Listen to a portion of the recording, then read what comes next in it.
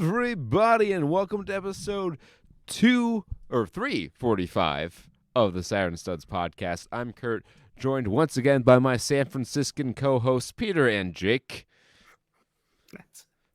That's perfect, Kurt. 3:45. It's the perfect time in the morning when I think to just pull out your dick and masturbate. Yeah, I agree. Mm-hmm.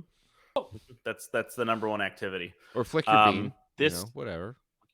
Whatever you got, whatever your equipment situation down there is.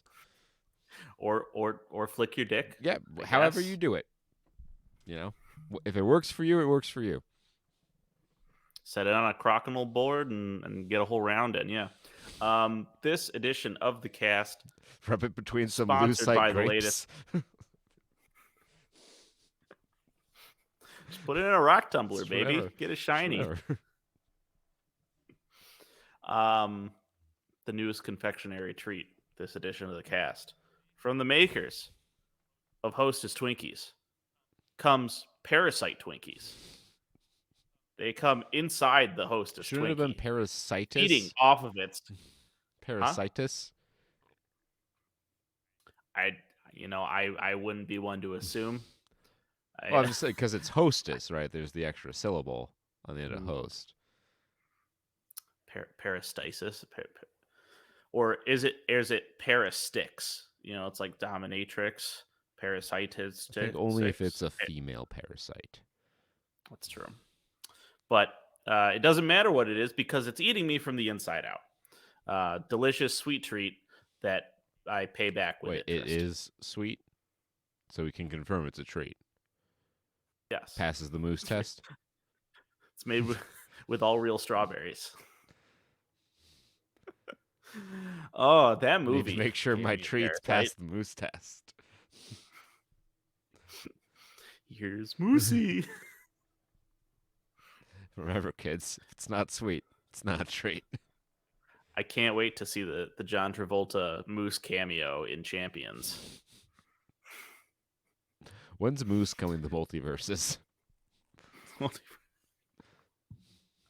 Oh, fuck. Who put out Fanatic?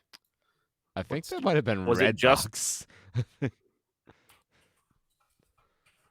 Box. What studio made Fanatic? 2019. That long ago? Yeah, it's been a minute, boys. Man, time really do be moving.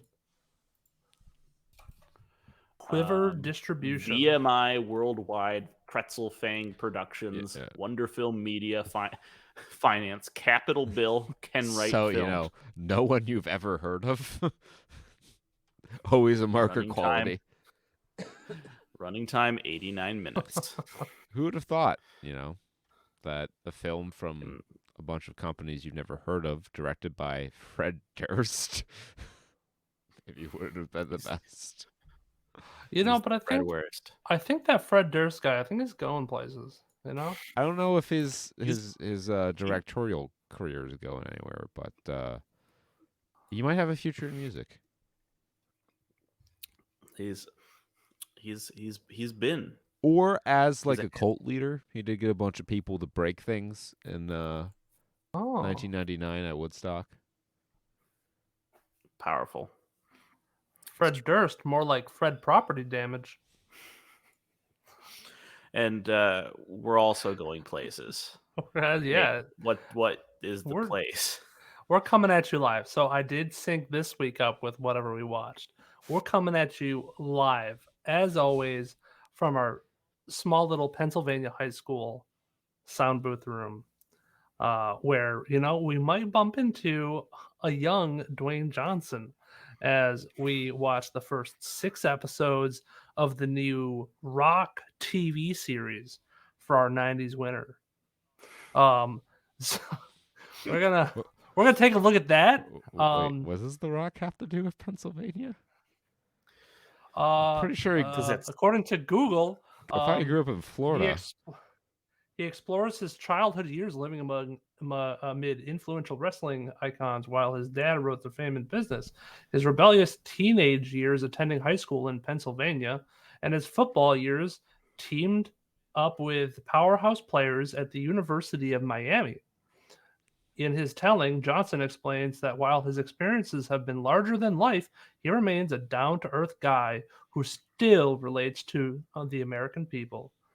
Yep, just your casual multi-millionaire So in every movie ever let's made. see. Johnson was born in Hayward, California, May 1972. He lived briefly in Auckland, New Zealand. Interesting. I mean, we knew that because we definitely watched the show, which probably covers that. Yeah, I'm sure. Let's see. I'm looking Yeah. for Pennsylvania here.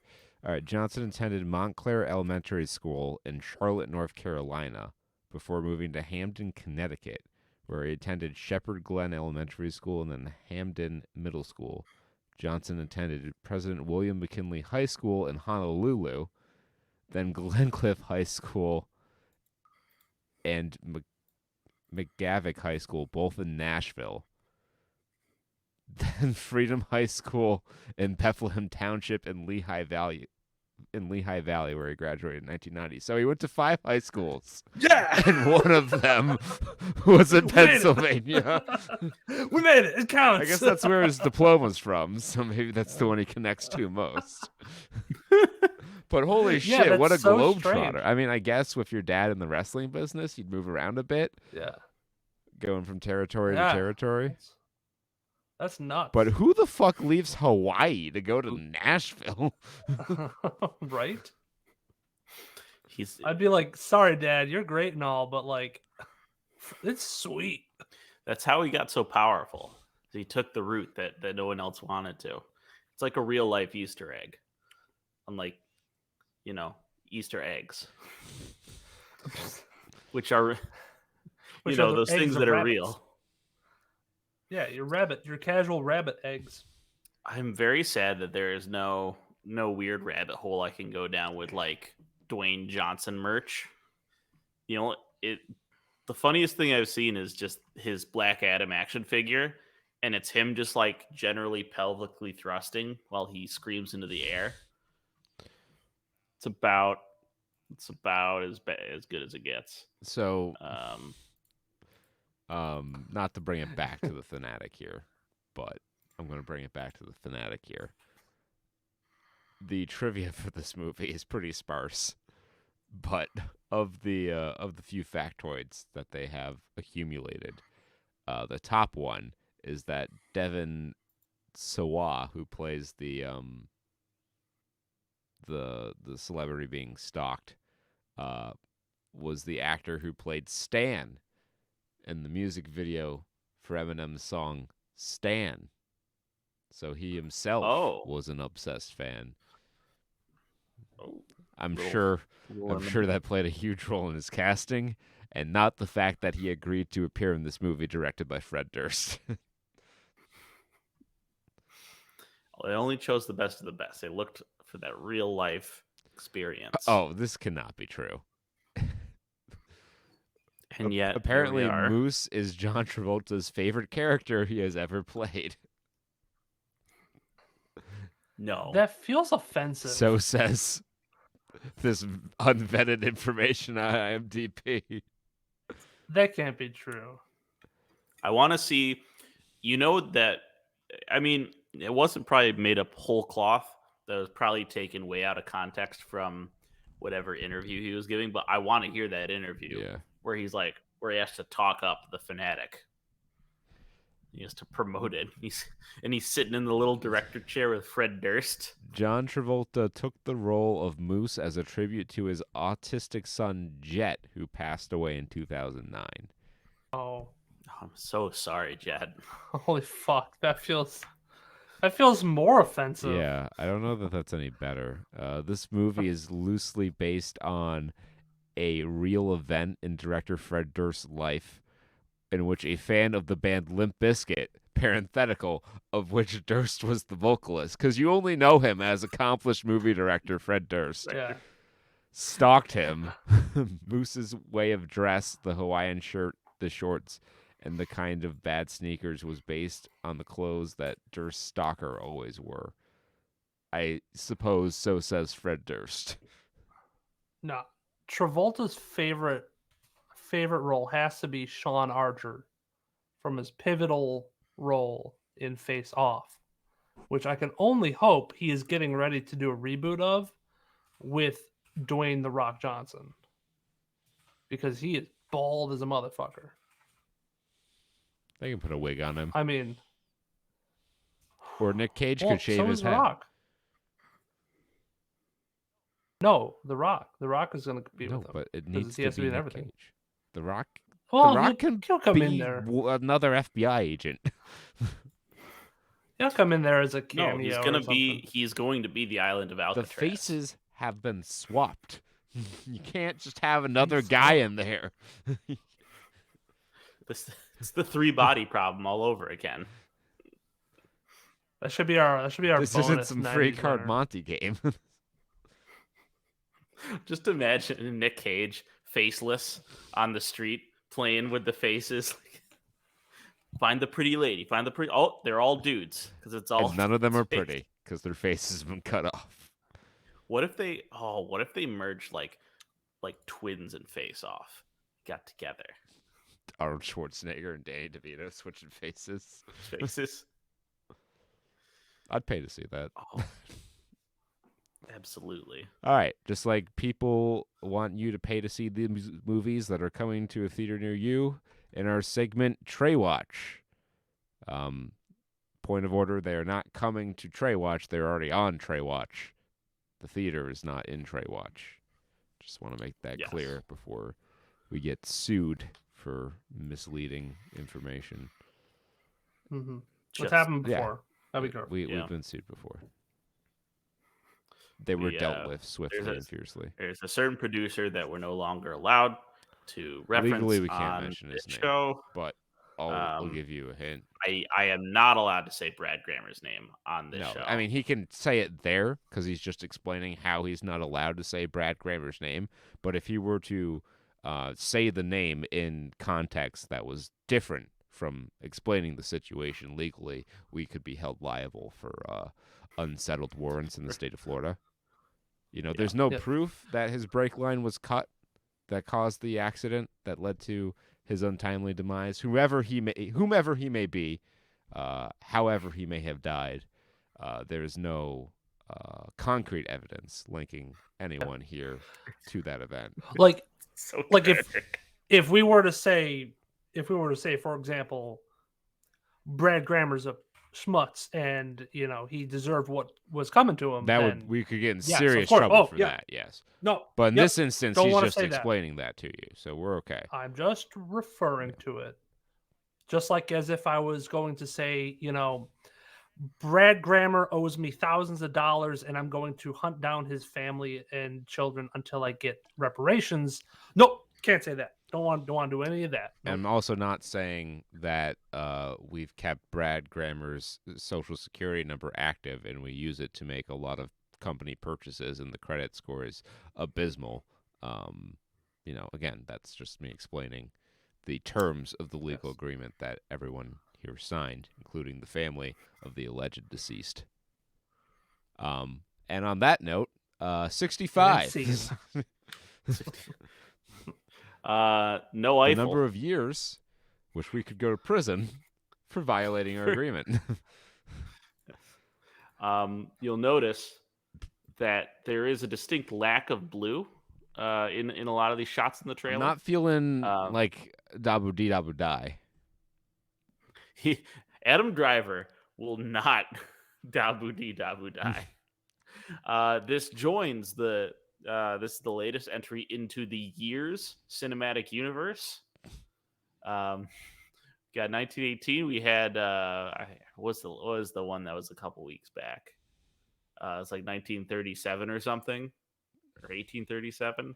There's an 1889 or something like that. Then you had 1917. Yep. Let me look back because I know we definitely talked about it. But now we have 65, and I honestly didn't. I can't find it, but because there's been so many entries into the the year's cinematic universe, I guess that was the idea of the title before they explained the concept. This is Planet of the Apes of the Lizards. Yeah. Yeah, I'm sure the twist won't be that they just moved forward in time on their own planet. It's definitely not where this movie's going. You know, Well, I mean, it's definitely not, because I don't think they're gonna try for a twist like that. I mean, I feel like they put the twist in the trailer. Well, it said led to a prehistoric Earth, so there's time Yeah. shenanigans in there. I don't know if there's time shenanigans. I just think this is like whatever happened. He was the pre-human. This was just like an alien race that landed on Earth. We'll see. And became humans. That's my thinking. We'll see. well, here's what, this is a stretch, because I mean, it would force them to make Adam Driver's character be named Adam, and I think they're gonna. And he's the driver. He drove the ship. I think they're gonna spin off the old Twilight Zone skit or bit or mini episode. That hilarious like show, full episodes. Twilight Zone. Well, I don't know if it was like a full I think it's an 25-minute thing, or an episode of Twilight Zone segment, where this, I guess would be the word. Space crew, this guy crash lands on an unknown planet, has to survive, meets a girl there, and names her Eve, or the only thing she could pronounce is Eve, and his name is Adam. And then it turns out that Adam and Eve, and they find paradise. And, I was told that was Adam and Steve. Actually, a dude. That's the real the twistiest twist of all. It's the real dick there. twist. I want you to direct your attention to the description of 65. They don't want you. Rotten Tomatoes, the upstanding and quality institution it is. They don't want you to go see 65.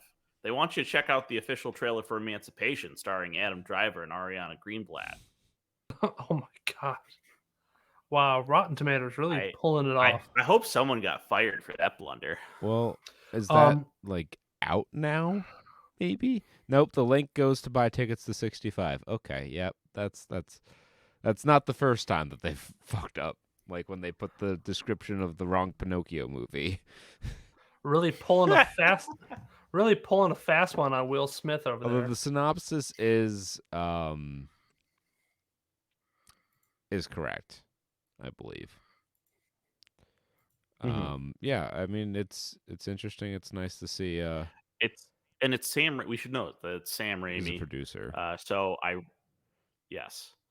I really hope that someone gets their art. Like I hope there's a dinosaur disemboweling someone in gory fashion in this movie.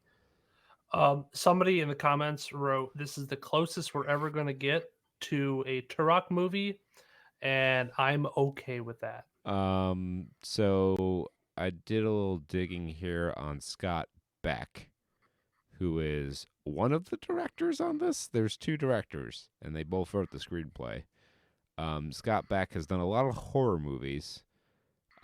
He's Haunt, Nightlight, The Boogeyman, which is also upcoming. Is that a reboot of the older movie by the same name? A Quiet Place Part 2.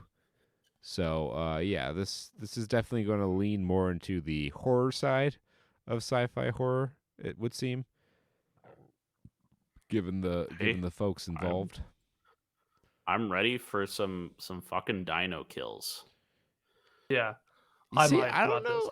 They're going to get terrorized for sure, but when there's only two characters in the movie, can't really afford to kill any of them off until, like, at least the end of the second act.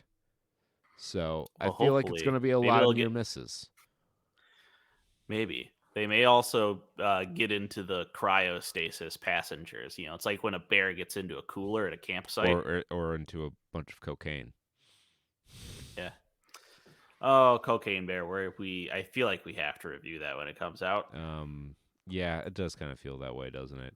I guess we'll stick with the horror vein. Scream 6.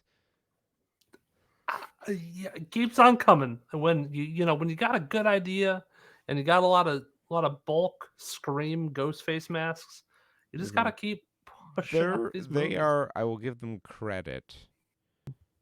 I don't even remember Scream 5. Was Scream 4 the reboot, or was that Scream? No, Scream 5 was the Scream reboot. 5. Scream Yeah. 4 came out in 2011. There was a Mhm. YouTube thing that popped up right next to it. That's how I know that. I'll give them credit. They are kind of changing up the formula. Because it's in New York City. They're doing a whole Jason Takes Manhattan vibe to it. Um, the worst movie with the Take Manhattan suffix appended to it. But yeah, Jenny Ortega's in everything right now, it seems. Yep. I will note it. So, if you can believe it, this sixth sequel might not be so original. I noticed that they took the title gimmick right from fucking Resident Evil. They You know, if it works, it works, baby. I mean, yeah, Ugh. it works all right. You see, my problem with this trailer is the scene they set up in the trailer. Like, there's a bunch of people in the ghost face mask, but he appears to stab a girl. He's gonna get the shit kicked out of him on that subway car. It's full of people. I don't know. Well, You that's might have a the- few people like going to work, be like, "Not my problem. I'm gonna be late. I gotta punch into Starbucks." I see. That's what they're banking on. I think is that they're trying to talk. They're gonna like play up the horror of the bystander effect because it's like taking place during Halloween, so people are like they're unsure if it's real or not, and so they're gonna be maybe hesitant to act. But like I feel like in New York City, it horseshoes all the way around back to they will intervene because like I feel like that's my experience of New York is like there are so many people that like they're very aware of the Yeah. bystander effect and they're like, well, no one's gonna fucking there's gonna be someone there who just doesn't give a fuck about waiting for action. They'll just jump in and drop kick There's a dude. lot of people with like really built up angst in New York City that are looking for a morally just excuse to let it out. Boy, I'd love for somebody to just start a fight with me right now. I definitely Oh, don't what if want it to was get in a that fight guy? right now. Yeah, I definitely don't have anything to do right now and want to fight, punch somebody. I Apparently, would so kick their ass right now. so Guy you know punch. a chip on your shoulder. That saying. Yes. That was, I think, an actual thing at one point, like in the early 20th century, where you would walk around with like a little board on your shoulder, and it was like an open invitation for someone to fucking flip cup it off, and then you just start fighting them. Let's look into it. You want to know another little fun fact? Your mixed drinks are closely related to the asshole of a horse. Trace's back. Come again? Yeah, cocktail. Oh, Yeah, okay. your old drinks used to get. I don't know why the beginning of the story started off with so much of a history about like what mixed drinks used to be before ice, because it was definitely very different. Because they used to be called slings, and then they would add bitters to them, and that's how you Slings get and like some of the. phosphates and So they'd have bitter slings because bitters used to be like a hangover cure. But then at horse shows, when they were selling horses, they would have to gauge how fast a horse was based on its like virility and its just appearance of the horse. And one way to measure that is by the tail. If the tail is up, if it's up in the air, it's going to be really spunky and fast. And the top of the line most advanced sports science of the 1800s. So a trick that they would do is they would take their whiskey drink with bitters in it, The folds in the horse. and they would shove it in their ass. They would shove their alcoholic drink in their ass, and that would make them freak out a little bit, and they would cock their tail up in the air. So then that eventually moved its way into bars, and they would say, "Hey, you want a drink that'll really cock your tail?" So what you're telling me is boofing has been a thing since time immemorial? Yes, I except horses did it like first. I said, you look at that that graffiti from Pompeii. Humans have not evolved at all. No, dog pictures, memes Technology were a has thing. changed. People have not. Yeah. I wanna Oh. go back and crash like a Mesopotamian like scholar party for all the young scholars. You know, they're on weekend. They're out there. They have like their fucking super dangerous ass rice wine because they don't know How to they like boil off barely methanol. figured out alcohol yet. They're like, this stuff is like, what do you mean? What do you mean 180 proof? What does that 4 even out of mean? 5 This people who stuff drink just, it go blind, but I drink it and I see the gods. So like, I'll put it up my butt. So this had me dying one night. And for all of you at home, just go Google search Roman mouse Oh no. with trumpet. Okay. So this got me I thought we were going somewhere else based on the this context. got me so good one time was that I just randomly came across this ancient bronze sculpture of a bronze mouse playing the trumpet. And there's a tiny Roman bronze mouse playing the trumpet, toot toot, first, second century AD in the British Museum. And it's just so goofy that somebody took this metal, this precious metal that people have perfected for years that makes swords and shields and cooking utensils and so much utility. And instead they decided to just sculpt a little mouse with a trumpet, and the mouse is just going toot toot on 2 little feet. Oh my god, this I is wonder. peak comedy I to me. wonder when the trumpet. It might have some other meaning. When was the it could be a trumpet bugle. made? I wonder. Oh, probably way back when. I mean, they had the Oh, Peter, you those are little correct long- on chip on your shoulder's origin, but it's a 19th century term. Okay. Because I remember because they would do Tom and Yeah. Jerry episodes, and Jerry put he put like a fucking 2x4 on his shoulder, he'd be like, ah, knock The it New off, York knock it off. newspaper Long Island Telegraph reported on May 20th, 1830, quote, when 2 churlish boys were determined to fight, a chip of wood would be placed on the shoulder of one and the other demanded to knock it off at his peril.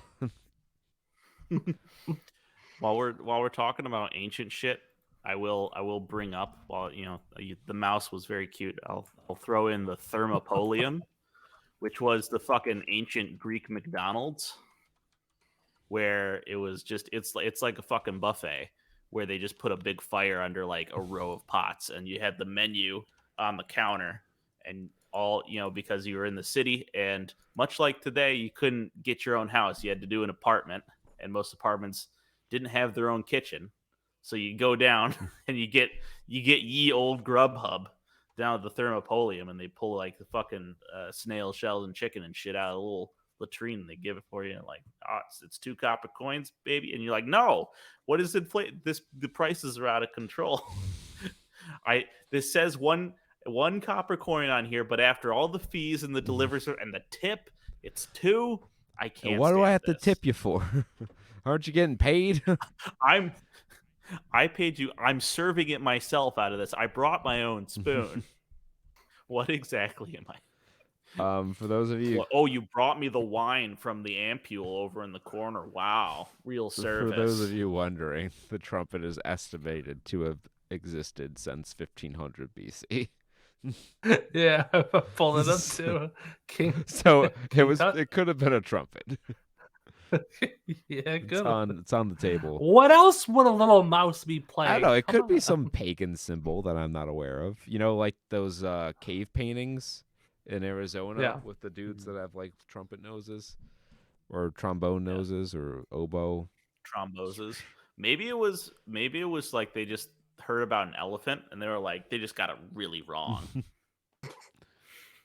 They just royally fucked up. Why is there more information on this little There's so much information on this. This is crazy. They're like, we need to study this. People need to know.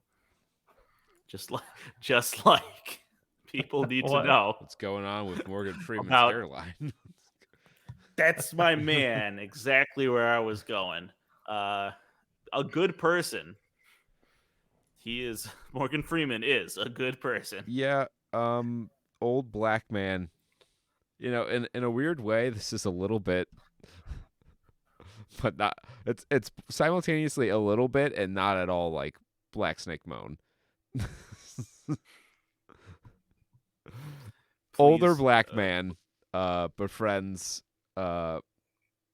promiscuous white girl, and that's about And where the from there, similarities just- end.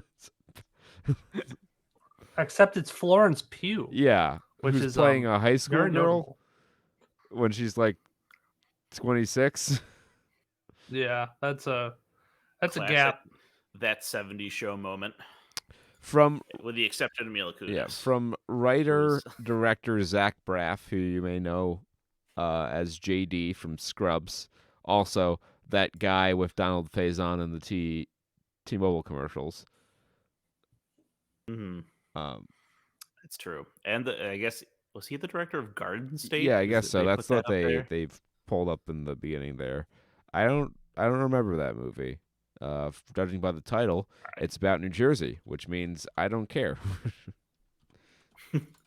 Get it out of here.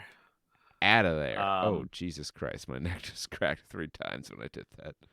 So, yeah. So this is it's going to be heartwarming. It's going to be an enjoyable, wholesome kind of thing.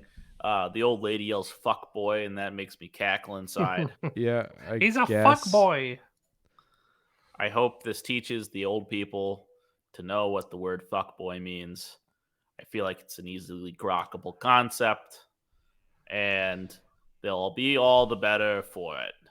Wait till they find Morgan out about Freeman, I implore you to teach the kids about I want to fuckboys. ask, is it such a crime to be a boy who wants the fuck?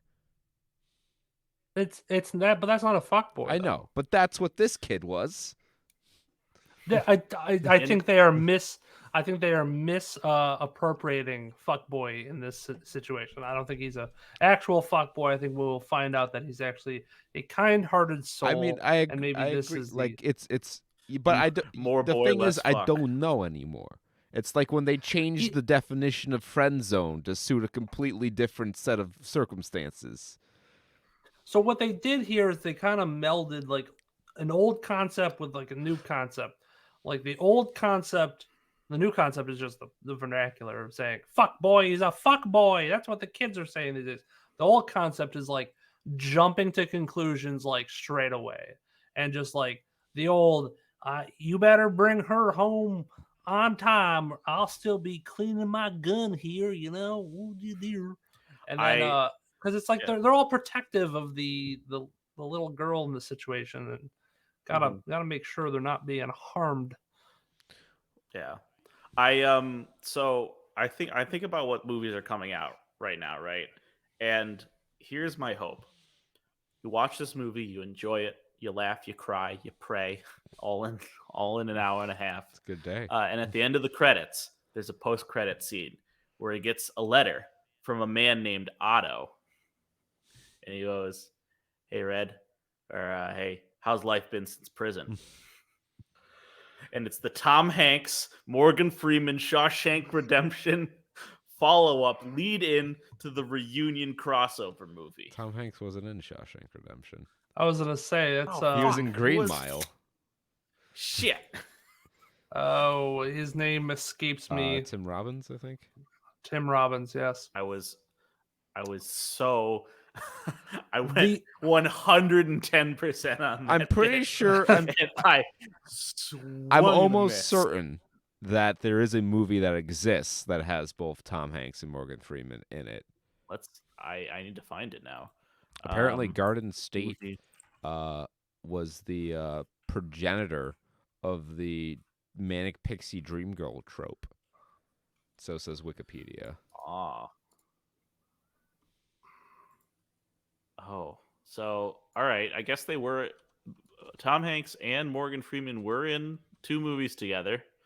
One is the 1990 Bonfire of the Vanities, which also had Bruce Willis and Kirsten Dunst. Well, that's an interesting And Melanie Griffith. cast. And the other one was Magnificent Desolation, Walking on the Moon, which was the Buzz Aldrin story. That also had Matt Damon and Bryan Cranston How have I never heard and of John this movie? Travolta. Well, it's just another one of those movies with a bunch of big name actors that the studio tries to cash in on. The Bonfire of the Vanities was a box office bomb, grossing just This 15 looks million so against a bad. $47 million budget. I mean, it just I looks know what so I'm bad. watching for 90s month next week. The 90s week controversy surrounding this film were detailed in a 1991 book, The Devil's Candy. The Bonfire of the Vanities Goes to Hollywood. Well, I know what I'm reading next. I know. Okay. Oh, so it was. I guess it was just Bruce Willis being a dick.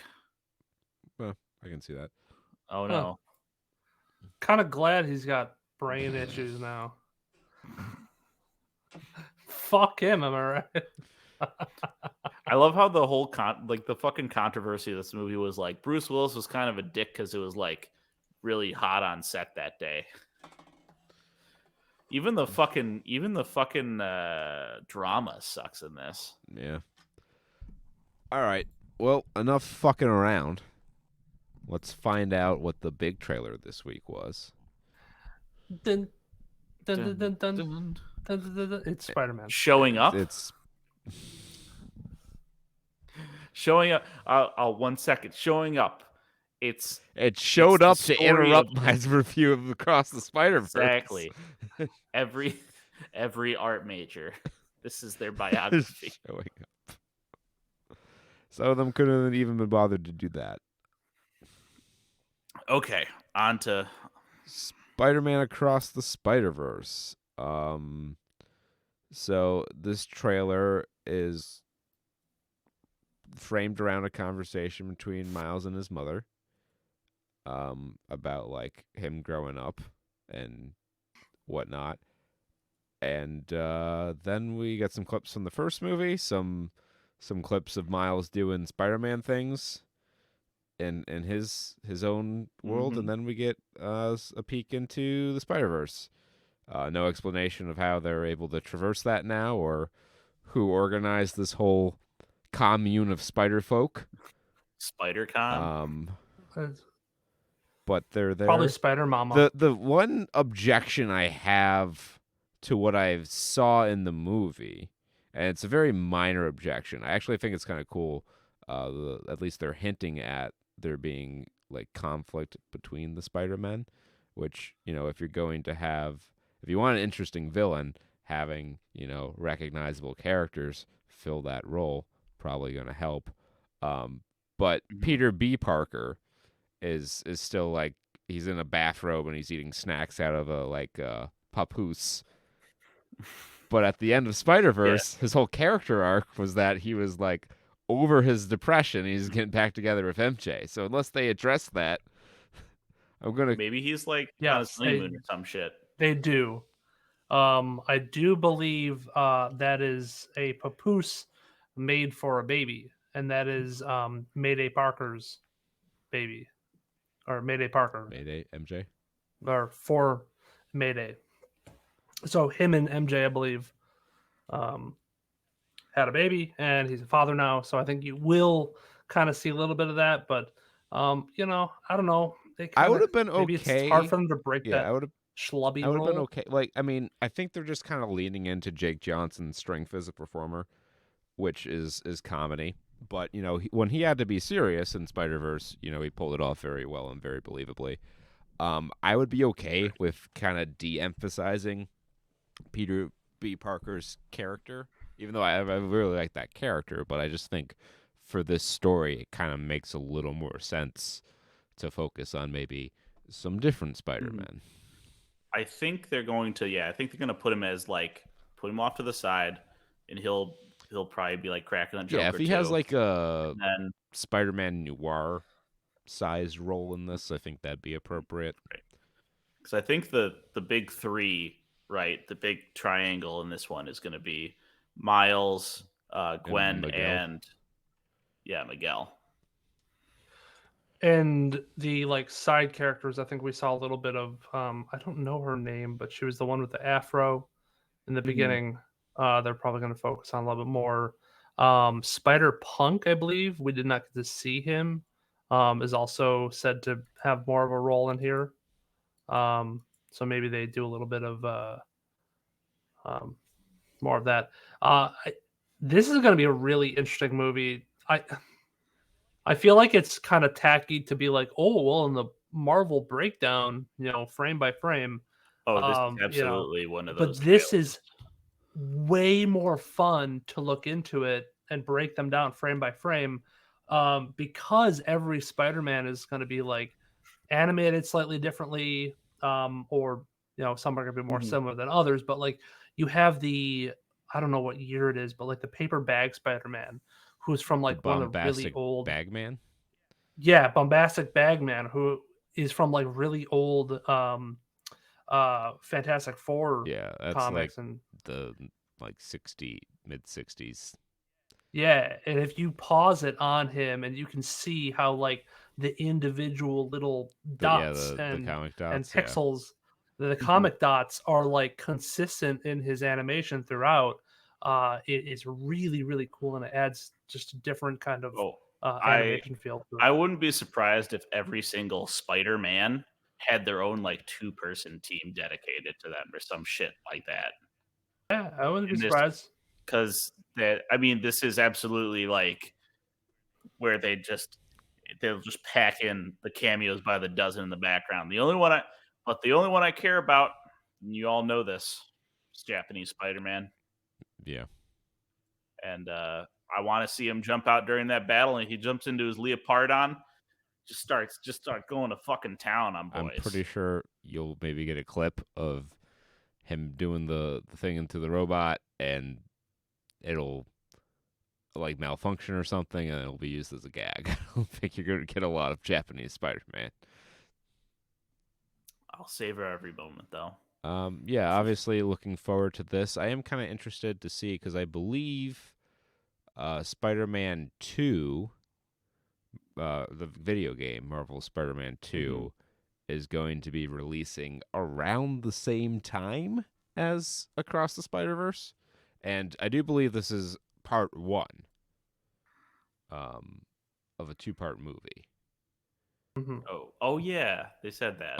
So it'll be kind of interesting to see if there's any like plot crossover and stuff. I mean, obviously it would be limited because Miles in the video game has a much different kind of like route to becoming Spider-Man, and a different family situation than the Miles of the movie does. I am going to call it now. So this is a 2-part movie. Part 1 will end after the big climactic spider fight. With the reveal of the real villain, yeah. The reveal of the real villain, and or our heroes being stranded in a strange world. And they'll need to get back to solve, as the villain goes on to enact their plan. That I think you're also going to see. I think you're also going to see Miles's parents, or at least mother, be put at risk. I think with the more lines that she had in this than the entirety of the first movie. Yeah. I think they're definitely trying to like play up maybe that emotional response and that motherly figure. Or it's a red herring, and his dad's the one who ends up getting it. Could be. We see a picture of him. We see a couple member berries of the dad, and they're like, member Jefferson Davis, which is kind of a funny name considering that was the president of the Confederacy. I got 2 last names. What do you want? So Across the Spider-Verse. Oh, and there's a photo here on the Wikipedia page that looks like they're fighting the Spot. So perhaps he is involved in this in a greater role. Yeah, if there's a fight choreography with the Spot. Well, the image that the still image is pretty neat. I'll see if I can't link it in the chat, and I'll pull it up for the audience. The You can see Miles is kicking into a portal on the spot, and it's his leg is being redirected to nearly strike Gwen. mhm. So Yeah, the theory crafting that I heard was that the Spider-Man, what is his the future Spider-Man? 2099. Yeah, 299 is running this college of Spider-Men, and for whatever reason, Miles is not allowed to join. That's also directly ripped from like the director. Um, So it's a primary or I source. think he. I mean, Not so I don't much know if it was theory actually the crafting, but director. the director saying it. So I mean, he alluded to like Miles not being involved with it, um, or not being able to for whatever reason, and then that forces him kind of to ally himself with the villain, thinking he's maybe a good guy who can help him in some way, and then maybe go against the rest of the Spider-Man, where I think we see that conflict over um, the school, and he has to like break in or something. Um, and then in the end it's the whole switcheroo where the Spot is the actual villain, and Miles has to turn Well to the executed. other I Spider-Man for think help. that's fine. I Yeah. think it's a little maybe less interesting than some of the other ways you could do like a machinations kind of plot. But I have utmost confidence in the team behind this. The original was amazing, and even if the sequel is rarely as good, but even if this is like 75% as good as Into the Spider-Verse, it will still be an amazing movie. Yeah. Yeah. I mean, the trailers itself are a joy to watch. So the movie, I think, is going to be And fantastic to watch, if any, regardless if the story is mid. yeah, and if any movie could dodge the great CGI burnout of like 2022, this would be it. Yeah. This would be the one where they say the animators would be like, "Yeah, no, I don't care about any of the things I'm."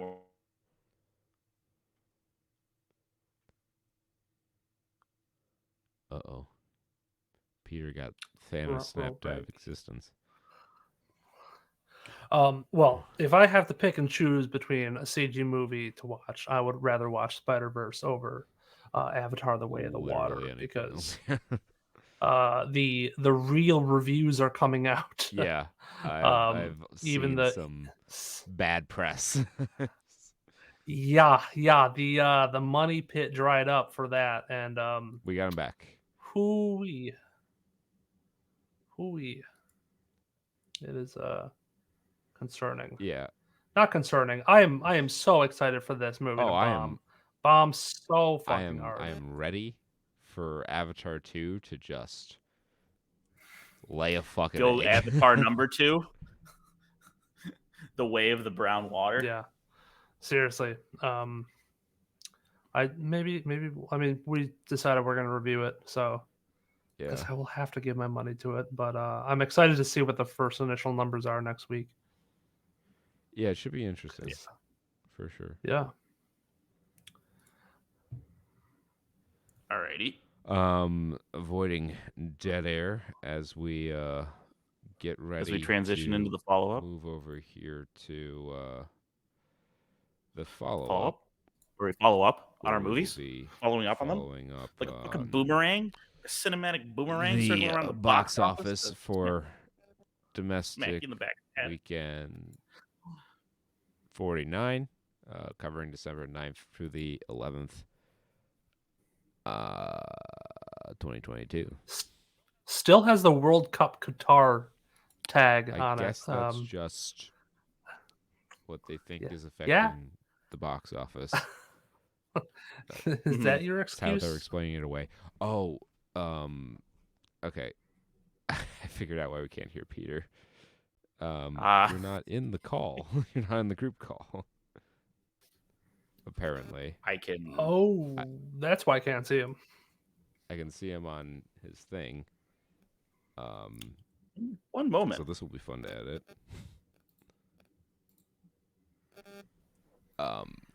So as we combat that technical issue, we will. I'm here. I'm loving it. Yes, we got him back. We snagged him. It This is will the be snow. We very are currently confusing for anyone watching the video version because his audio was feeding in the entire time. I just couldn't hear it. Oh yeah. It's the most beautiful of technical difficulties. It's because of the gigantic winter storm that is blowing into town tonight. Yeah. Yeah. Meanwhile, I just got a whole fuck ton of rain. It's been raining all day. I did not want to get out of bed. The worst feeling in the world, or maybe the best to some people. Oh, are they going to give you a rain day, Jake? Yeah, they almost did. Well, tomorrow I'm staying home This, because I have to go drinking at 1. I will say, 3 inches of water is maybe a little scarier than 3 inches of snow. Yes, I would agree with that quite a bit. Yeah, I mean, yeah, the water's not sticking. So. It's going places, and those places are in your home. It's not too bad. There was only one leak at work today, so that I saw. There was a good old. I was talking old to defense a contractor. coworker of mine who works over in the cubicle city by the side entrance, and I heard this like sound, and I was like, "What the fuck is that sound?" I look over at the side entrance, and there's a garbage can collecting like a pretty steady leak. I'm like, "Oh, that's wonderful yeah. to see." The Gotta love buckets are there. The buckets are there for you to witness. All right. Well, getting back to the matter at hand. Speaking of buckets, Black Panther making buckets of money. Well, still. yeah, I guess $11 million sure. in your 5th week isn't terrible, but it's also not like the original Black Panther by any stretch of the imagination. Yeah. Let's. It's. Oh, I should switch over to that view. It's actually a good contrast because we'll get to Black Adam. It's further down this list. Those are really the closest comparison we get for some apples to some ass to ass, some Adams to Adams, black to black, man. Black to black comparison. Yeah, because this one it's 5 weeks still in first. And we'll tell you where Black Adam's the $771 million worldwide gross, almost 772. That's kind of disappointing. I gotta imagine. Like, I think it goes to show that Chadwick Boseman was a big selling point of the first movie. Although I think a more reasonable explanation would be the whole fact that this is post-COVID, and it wasn't as good as the first one. Yeah, that's the long and short of it, or I guess just the long of it. Yeah. Violent Night maintains second position with an $8.7 million weekend. Yeah, I just realized there's like no movement for the top half of the box office this week. No, it's pretty stable condition. Although Black Adam did rise a spot. But Strange World holds down number 3 with a $3.7 million gate. Down 25.6%, so pretty good retention despite losing over 600 theaters. So far, the worldwide gross on that is $54 million. Can you say money loser, kids? Oof. Yeah, that's not good. I know it's I don't know what to say. I don't know what to say about this just cuz like it's I don't know when the last time Disney like really knocked it out with a big CG movie release. Like Soul was fine. It was pretty good. Yeah, well, that was direct to Disney Plus, I think. Right. Onward was also good, but that was a straight to Disney Plus one as well. I have to think it was like Moana was the last like big one. Yeah, Raya and the Last Dragon made some decent money. I never saw it Couldn't tell you what it's about. But yeah, Yeah. Pixar in general. I mean, this is I think at least under Disney. But Pixar in general has been in a bit of a slump. Yeah, I just checked out the what the budget for Strange World is 135 to 180 million. That's insane. Yeah. I feel that that's super inflated. Like they should not be putting. I understand animation's very expensive. Like you can't. but like I don't know, fucking make it shorter. You can't cheaply do an animated movie. You could cheaply do a live action movie. Yeah. So looking at the Pixar releases, the last whole set, we have going backwards in time. We have Lightyear. Oof. Turning Red. That got a lot of positive reviews, but I think that was a straight to Disney Plus movie. Luca. Yeah, that was kind of mid. Soul. Oh, and Kanto Onward. was probably the last really big one. I don't think Kanto did Pixar. Okay, but I that is the last like Disney CGI movie that I feel like was you could call like a hit like that. Yeah, Pixar did Onward, Toy Story 4, Incredibles 2, and then like Coco, which was like 2017. Yeah. Well, Incredibles 2 was good. And then they're coming out with Elemental. So it's in June 23. So we're gonna watch. We're gonna get Spider-Verse, and then you're gonna get I want to be called Moist, and I think that's okay to say. And Inside Out 2 we're also gonna get eventually, which is, I mean, I thought Inside Out 1 was fine, is but like so reminiscent of Inside Out already. Yeah. I don't know, just like the whole primary color, monocolor, little animated figures, like that's the essence of what it is, and then probably like the feelings with what they're made out of. I don't know. It seems like it's gonna be a similar type story, just with different plot points. I do have a feeling that Elemental is gonna be very similar in that like all the different types of people have similar personalities that are probably like dominated by a singular common trait. I feel like they're trying to appease more to like the Disney adults that are like, I want something aesthetic and I want something with meaning over like, I don't know, fucking superhero family or talking cars. Like I feel like older. Funnily enough, those movies had more depth and complexity than any of the more recent drivel. Well, yeah, because I think they just took they didn't take themselves too seriously. They could focus a little bit on the story and the character development, and you know, I feel like if you make a quality movie, no matter what the premise is, people are going to want to watch it. Yeah, I mean, look at Bug's Life.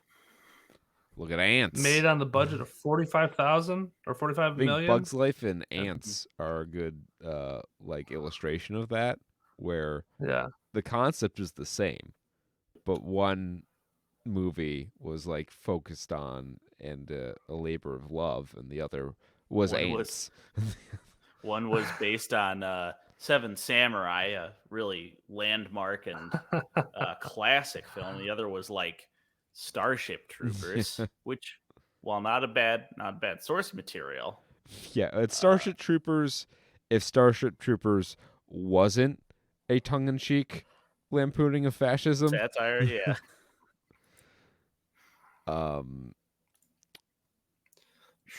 The Menu is in fourth.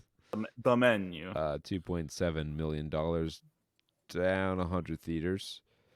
Devotion is in fifth, $2.027 million. So that's had a bit more money coming its way, but still only $18.5 million worldwide. Man, I am one of very few people who see this movie. I do want to. I can't. It's a better movie than that, but at the same time, I can't sit here and say, "Oh yeah, run out to the theater and see Devotion," because like it's good, but it's not a movie that you have to see. It's not going to change your life. It's not a taste sensation. Although I will say, if they ever need to recast Captain America, the guy who played the lieutenant would be an excellent choice. Okay. Speaking. Oh, were you talking about Devotion? Yes. Oh, okay. I thought we were still talking about the menu. No. Man, the hero patriot Really, who ate that food. well, not a lot of food is in the menu. I'll say that much. Interesting. Now we're on the bottom half here, and at the top of the bottom half we have Black Adam. Yes, $1.328 million.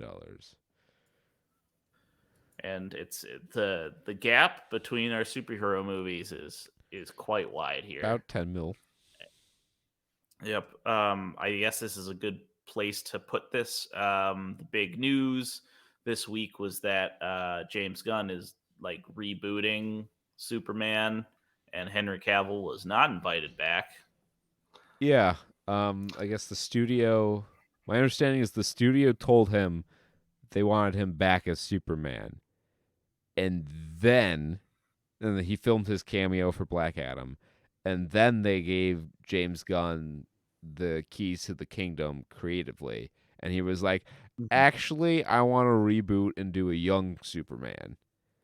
And Henry Cavill was like, "Well, that sucks." I was looking forward to doing Superman again. Doing like a lighthearted thing, because Henry Cavill he's got good lighthearted banter chops and comedy chops. Does he? The vibes on Twitter Never were really seen him do anything like that, so I can't really say. the vibes on Twitter were him coming back or coming to do Captain Britain. Yeah, a lot of people were like, "Ooh, what MCU characters are you going to play now?" Which I think would be an interesting move. But if he wants to, I've seen him in a lot of serious stuff. Like, I don't know if I'm an actor. I really want to get involved with the MCU right now. Unless I'm like young, because they're gonna make you sign a ridiculous multi-picture deal. You're gonna be doing it for the next long while, and you're not gonna have a lot of time to do much else because you're gonna have to be on standby to film whatever holiday special they fucking wake up from a coke dream and need to shoot immediately. Well, the thing is, I don't know what Henry Cavill's really in. I mean, he was in The Witcher he's not in The Witcher unless he somehow reconciles with the writers on The Witcher. I don't think, because he walked off of that. Well, he's been Sherlock in the Enola Holmes movies. He can get roles. He'll get roles. He's not going to be hurt for work. I can tell you that right now. It might not be superhero related work, or maybe he does like I don't want to say like independent superhero movies, but like if they make a movie about, like another Dark Horse Comics character or something, maybe he does something with that, or he just does a lot of future sci-fi stuff. Yeah, I saw a lot of people going like he should be they should do the Horus Heresy movie, the Warhammer 40K, and he can be the God Emperor. Yeah, sure. Yeah. You know what? I think he'd be kind of interesting in like a Sony movie.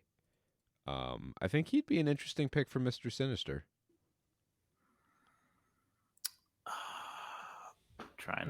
I'm drawing a blank. Okay. I'd be interested to see him do a villain role. I think he could pull it off pretty good. Wasn't he the villain in Mission Impossible Fallout? I don't know. I've never seen a Mission Impossible movie. I haven't either, but I thought I remember he was in The Man from U.N.C.L.E. Yes, he was in The Man from U.N.C.L.E. I was almost Wasn't thinking he also in Tinker a long Tailor shot. Soldier Spy. Or is that am I mistaking him for something else?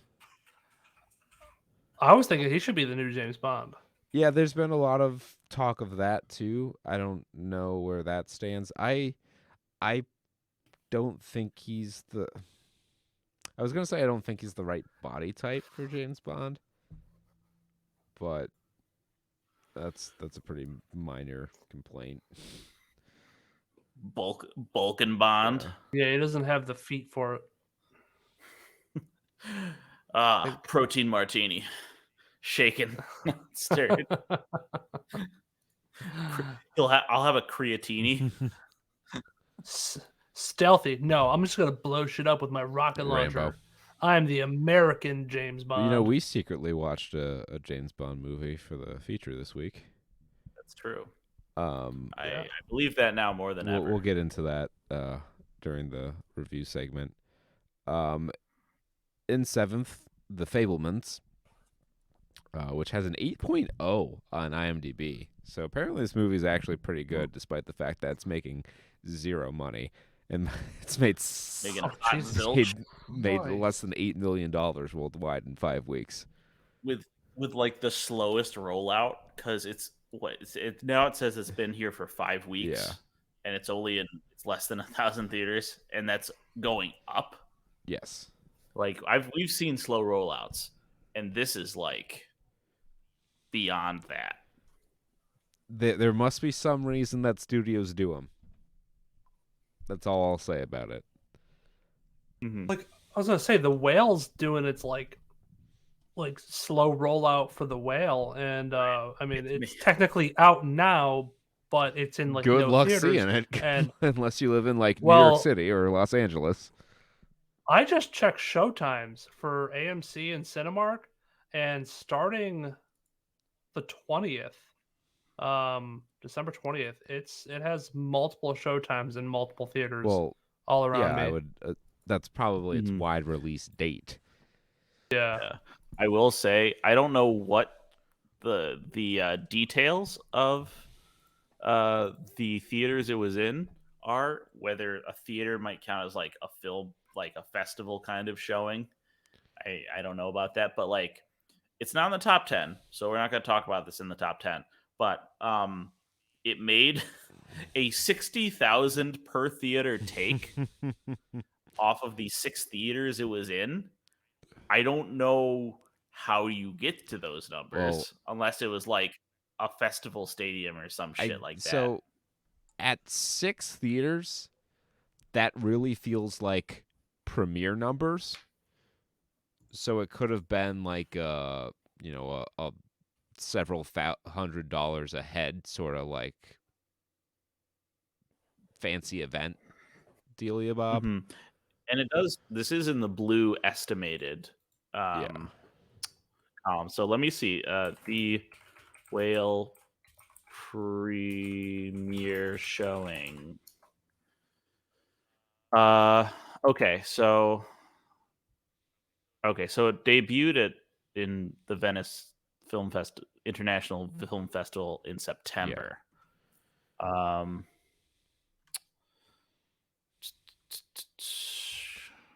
don't know. It doesn't really say a lot about, I guess. People have been able to watch it for a while.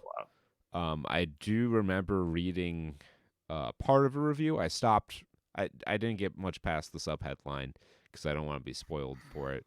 But I think the headline was, yes, Brandon Fraser deserves an Oscar for his role in The Whale, but the movie itself is a bit of a mess. So we'll see how that bears out when we get a chance. As long as I get my Renaissance. Yeah, I mean, hey, I've watched a lot worse movies because Brendan Fraser's been in it. There was a baseball movie, which reminds me, Brendan Fraser in it. It was not very good, but this was the early days of Netflix. It's true. You had to get what was on there. Which reminds me, I need to catch up on my Doom Patrol. Yeah, I think the last episode I watched was the one with the fucking Nazi puppet show, and I was like, this show is peaked. I don't think we're gonna get any better than that. Yeah. I probably stopped watching right around when that whole DC the DC universe fucking collapsed in on itself because I was watching shit on there. Oh, I And use that more than any other thing between reading the comics and watching all the shows on there. Yeah. Because I guess there's a new season of Harley Quinn out too. Oh yeah, that's right. Is it completely out? I gotta guess I gotta get back in on that shit. I think they were coming out episodically or weekly. Or Not whatever. my. All right, I gotta go spend some hours watching it. Like number 8, release the Met Opera The Hours. It's a Fathom event, so it Yep. had like 1 week release. It's the Met Opera. It's Christmas and it's opera. Sure.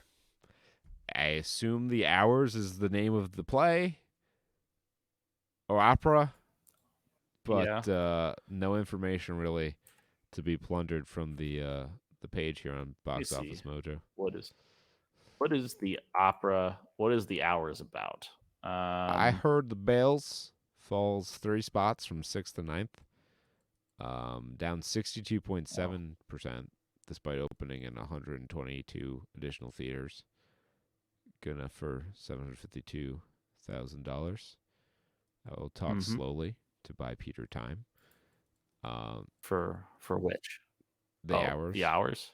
Yeah. Oh yeah. So the story is about a single day in the lives of 3 women.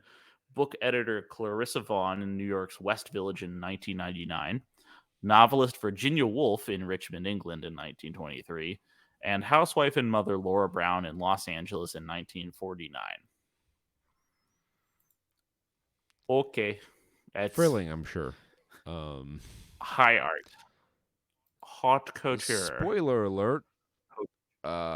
Releases wide and jumps 11 spots to be number 10 on the list this week. $679,000, up 719%. And it's only made $966,000 worldwide so far. The big question is, can it be the most successful gay rom-com of all time? Will it beat? It just has to beat out Bros, I think. Bros. I was like, it's not the boys. Bros did not make money. No, it did not. I will. So now we're in the undercard here is quite it's quite strong this week. At this point in time, as Peter mentioned, there hasn't been a lot of shakeup up at the top of the box office, and we've kind of covered in one form or another most of the movies up there. But in the undercard here, we have some things that were kind of interesting. Of course, we had The Whale, a movie that we're all looking forward to seeing. We have Top Gun Maverick, the re-release, Back from the Dead, yeah. Or never went nowhere because it's still counting 29 weeks. No, it was nowhere last week. It's just the power of Tom Cruise. It went to Sea Org. The Mean One, which is a movie that I'm sure will find itself in the spotlight sooner or later. But then there was this one movie that we had the spotlight because it has the most ridiculous title I've ever seen. And if you've followed the show for any period of time, you know that I love me a good ridiculous title. And so for this week's spotlight film, we are taking a look at Evangelion 3.0 plus 1.01 Thrice Upon a Time,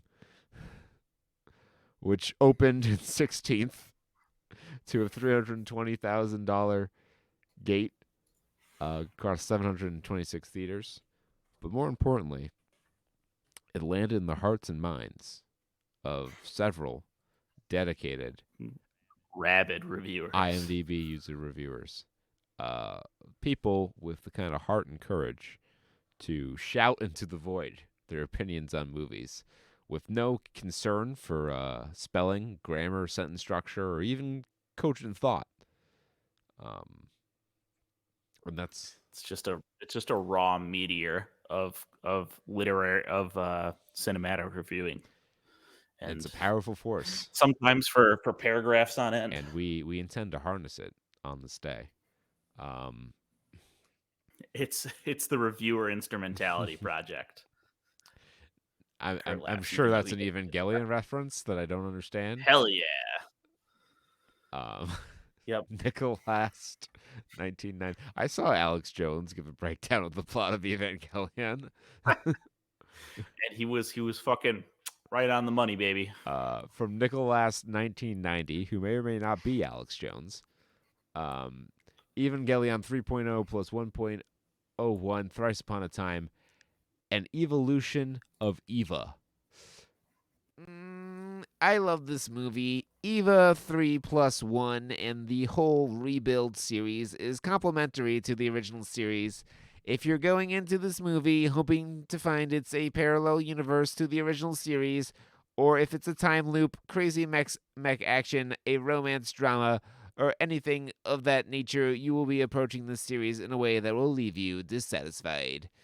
This is a psychological / meta commentary. It's experimental. It revels in its babble and self-indulgence, and that's what I love about it. It examines itself. It's exploring themes around the series, fans of the series, the creator, and what the series means to all of the above.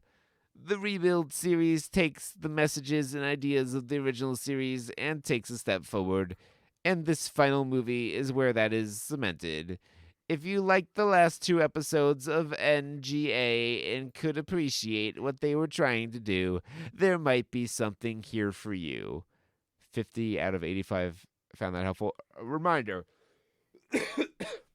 he scored it a 10 out of 10. He's like, if you like the other ones, maybe there's something here for you. It was a very tepid 10 out of 10 review, but it was just dripping with pretension, which is something you don't see a lot of in these anime movie reviews, because the people who watch anime typically aren't sophisticated enough to have delusions of pretentiousness. That's the mark of Eva, baby. It's the mark of the beast. That's a high anime. So I did find unrelated to this. I did find out where one of the whale showings was on December 9th. That was the Alamo Draft House, but $18 a ticket. No point did I see anywhere where they inflated it for like opening night. They probably could, but the theater looked kind of small, so I don't even know. My favorite part about the Alamo Draft House is how they get really snooty about no talking in the theater and no sound, but then there's a dude who like walks in front of you to take your order and like is talking to you as you hand him your order, and then he gives you a giant fucking like milkshake and a burger that you slurp up with your straw. So that's not making any sound, and it's really preserving the cinema experience while you're eating a personal pan pizza. That Alamo Draft House has a couple locations now, don't they? Yeah, they're a chain.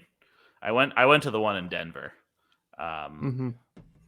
Obviously, the original was in San Antonio, I believe, by the Alamo.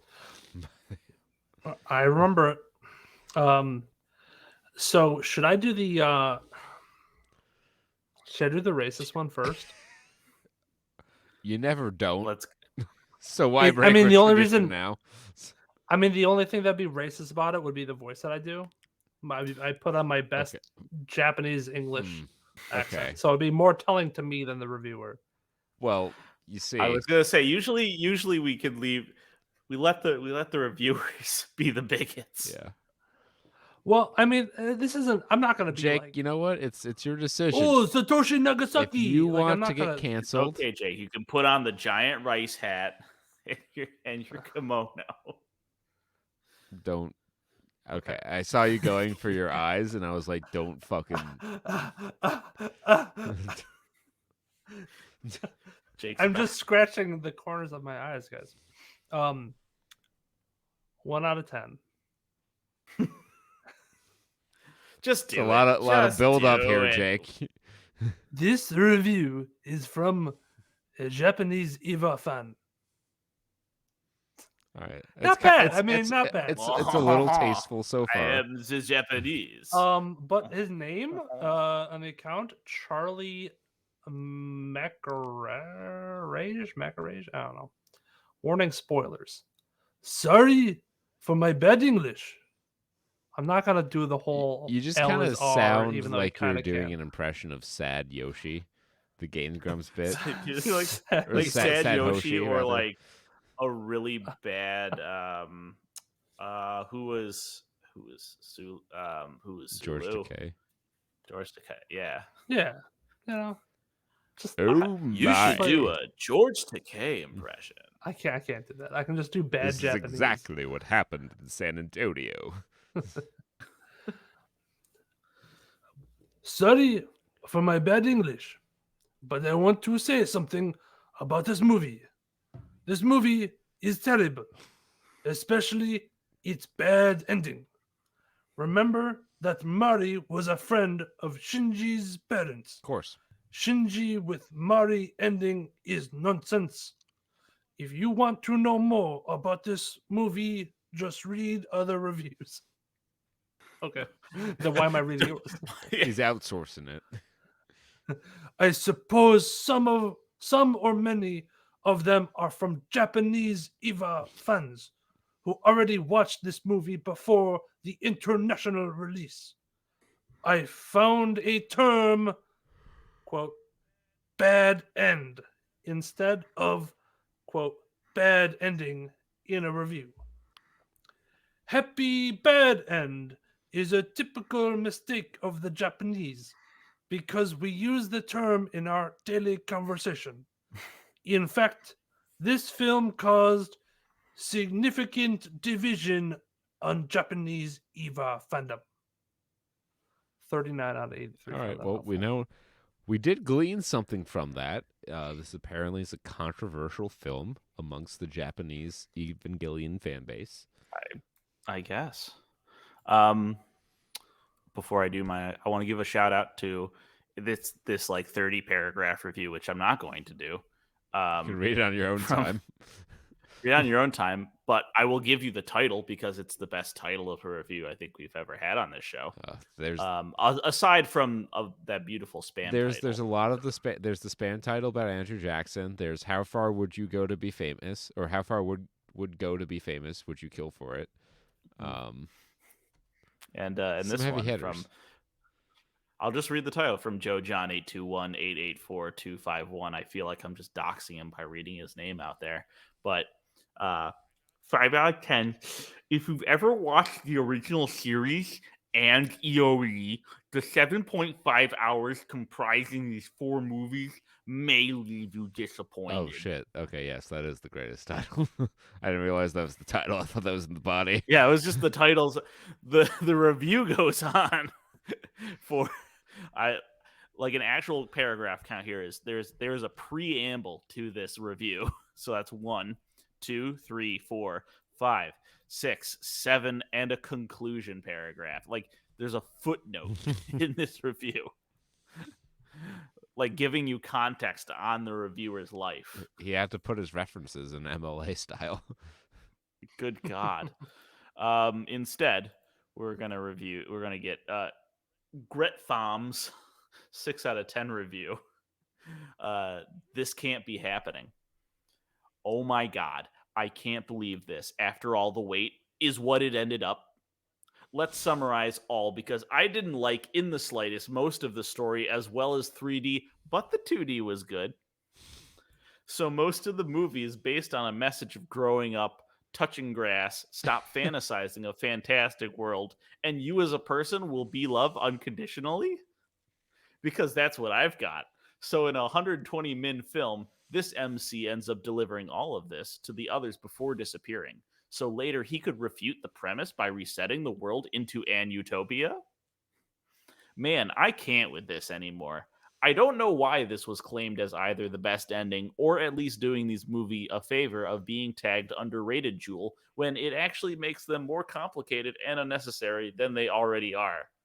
Gosh, I hope everything ended in EOE, but it seems far from being the end at this point.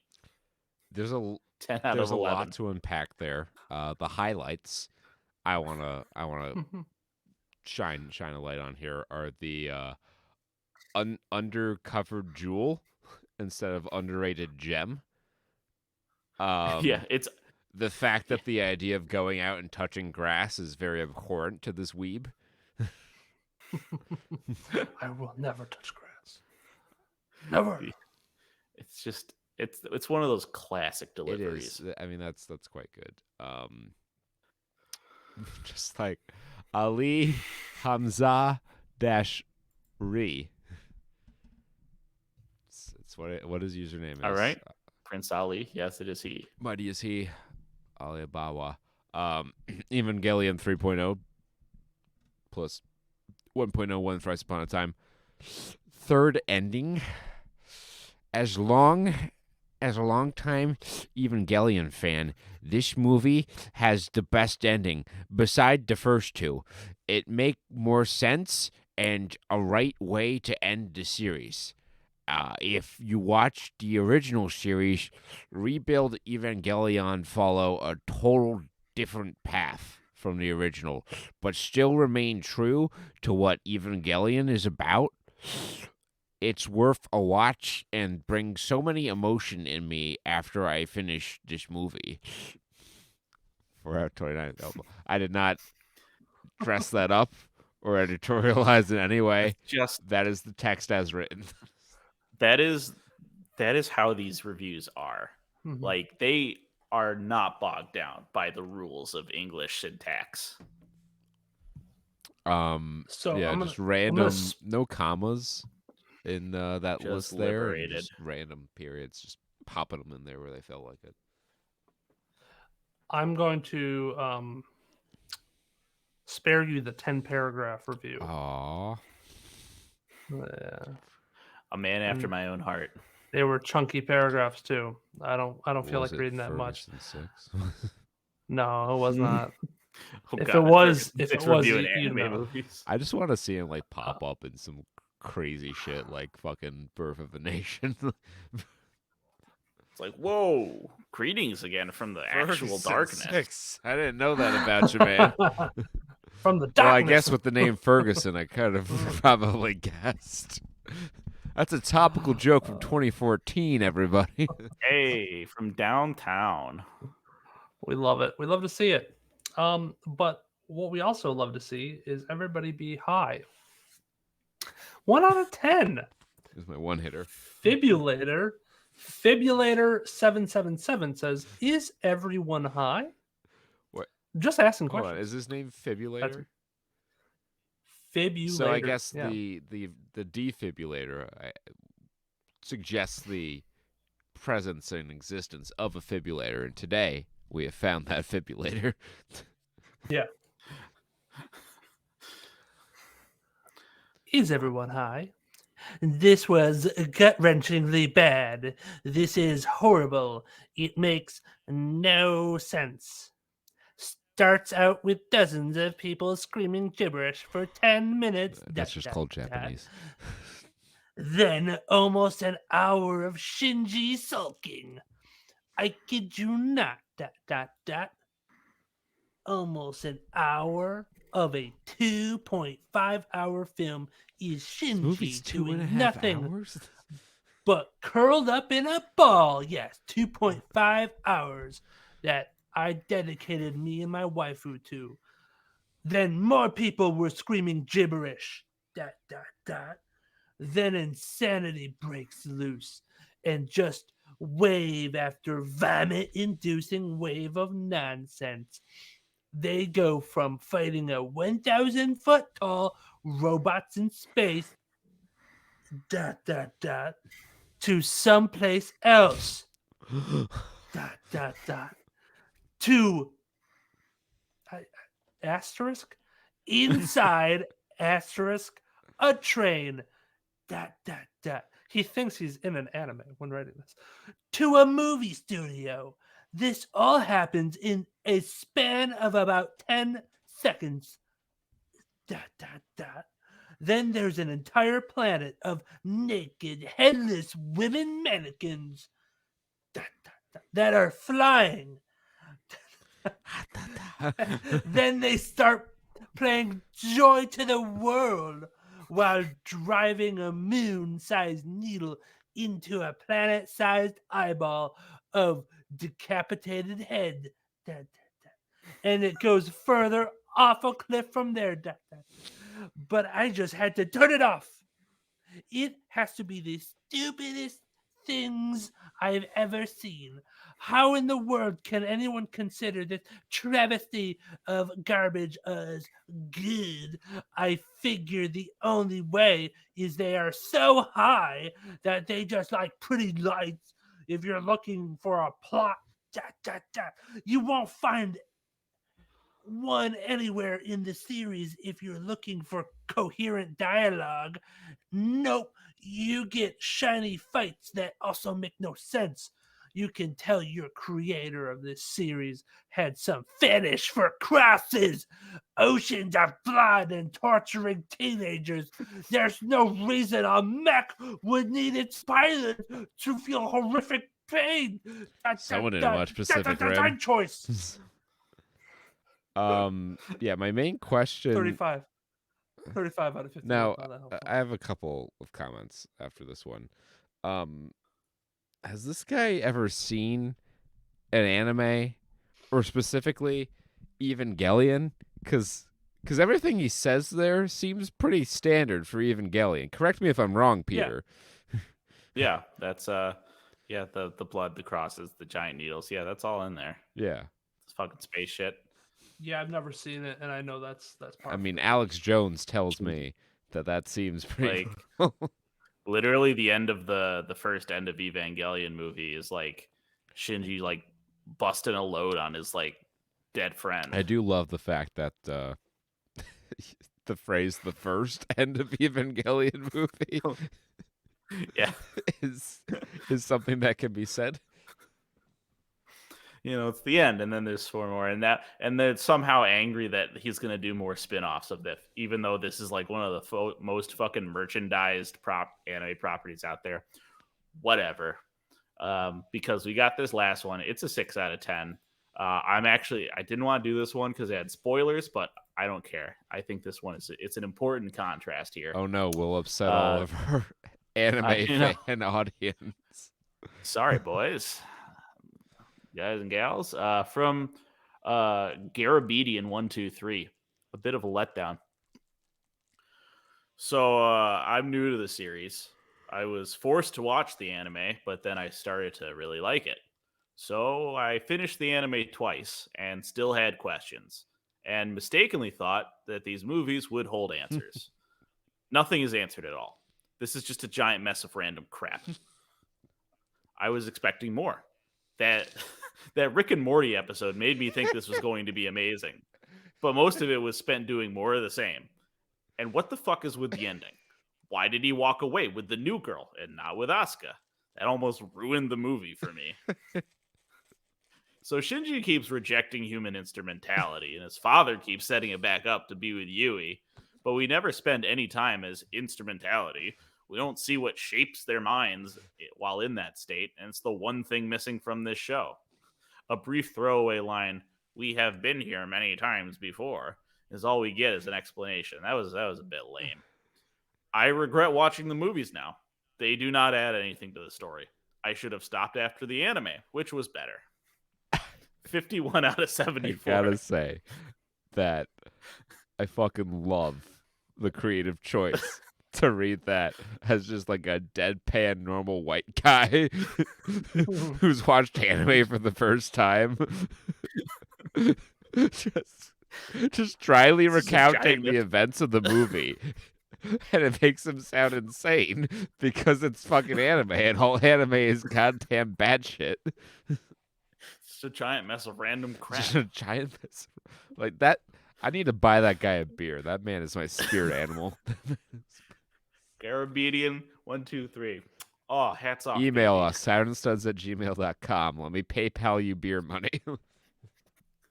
I swear to God, if you email saturnstuds@gmail.com, if this somehow finds you, I will PayPal you $15 to go get yourself a 6-pack.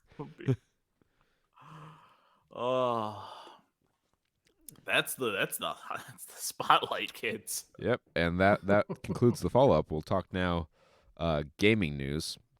And I'll begin this week with my promised review of Spider-Man Miles Morales. Spider-Man Miles Morales is a kind of interstitial sequel. It is what in the golden era of PC games would have been marketed and sold as an expansion, similar to like a Half-Life Blue Shift or Opposing Force. But on the quality spectrum, I would say this is much closer to an Opposing Force than a Blue Shift. There is a fair amount of content in the game. It is much shorter than the original Spider-Man. I finished both Marvel Spider-Man Remastered and Miles Morales with a fairly complete, but not like completionist run, where I finished with, I think, exactly 84% completion after finishing the main story in both games. And it took me about 14 hours for Miles Morales. It took me about 36 hours for Marvel Spider-Man Remastered. So it's about a third as long. But there is a lot of stuff to do in the open world still. It's nice. It's still the same beautifully rendered Manhattan from the original one, and the traversal mechanics still feel as amazing. It's still one of my favorite things to do in gaming if I only have like 45 minutes to unwind and play a video game. Instead of doing something productive with that time, I will just load up Miles Morales or Spider-Man Remastered and swing around the city for that 45 minutes because it's just so damn fun. There is a good deal of reskin content in terms of activities in the open overworld, which isn't surprising considering the timeline of development on this game. It really feels like this is something they had to crank out for the PS5 to have a launch title while they were working on Spider-Man 2.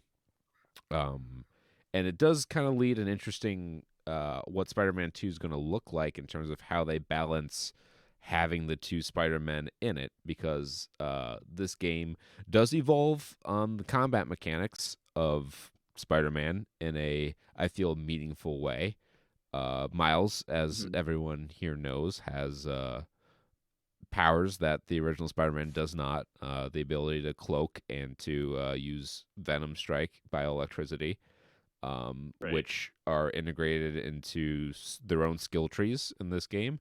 And they're both a lot of fun to play around with. I did find myself using Venom a lot more than I used the camouflaging, because the camouflage was less useful for the stealth missions than you would think, because if you did a silent takedown while cloaked, you would uncloak immediately afterwards. Which, even if you had, that doesn't really. So like, if you invest a lot into the cloaking tree, you can kind of get around that a little bit, but there are so fewer stealth sections, and you don't need the cloaking at all to do them, that I found it more prudent to invest my skill points in the Venom tree, which dramatically altered your combo routes for the combat. And I do feel like the combat in Miles Morales is better overall than the combat in Spider-Man Remastered. So it's nice to see that even in a kind of smaller project, they were able to make meaningful advancements in the gameplay loop. The story is okay. It lifts a lot of story beats from Spider-Man Remastered in a kind of face level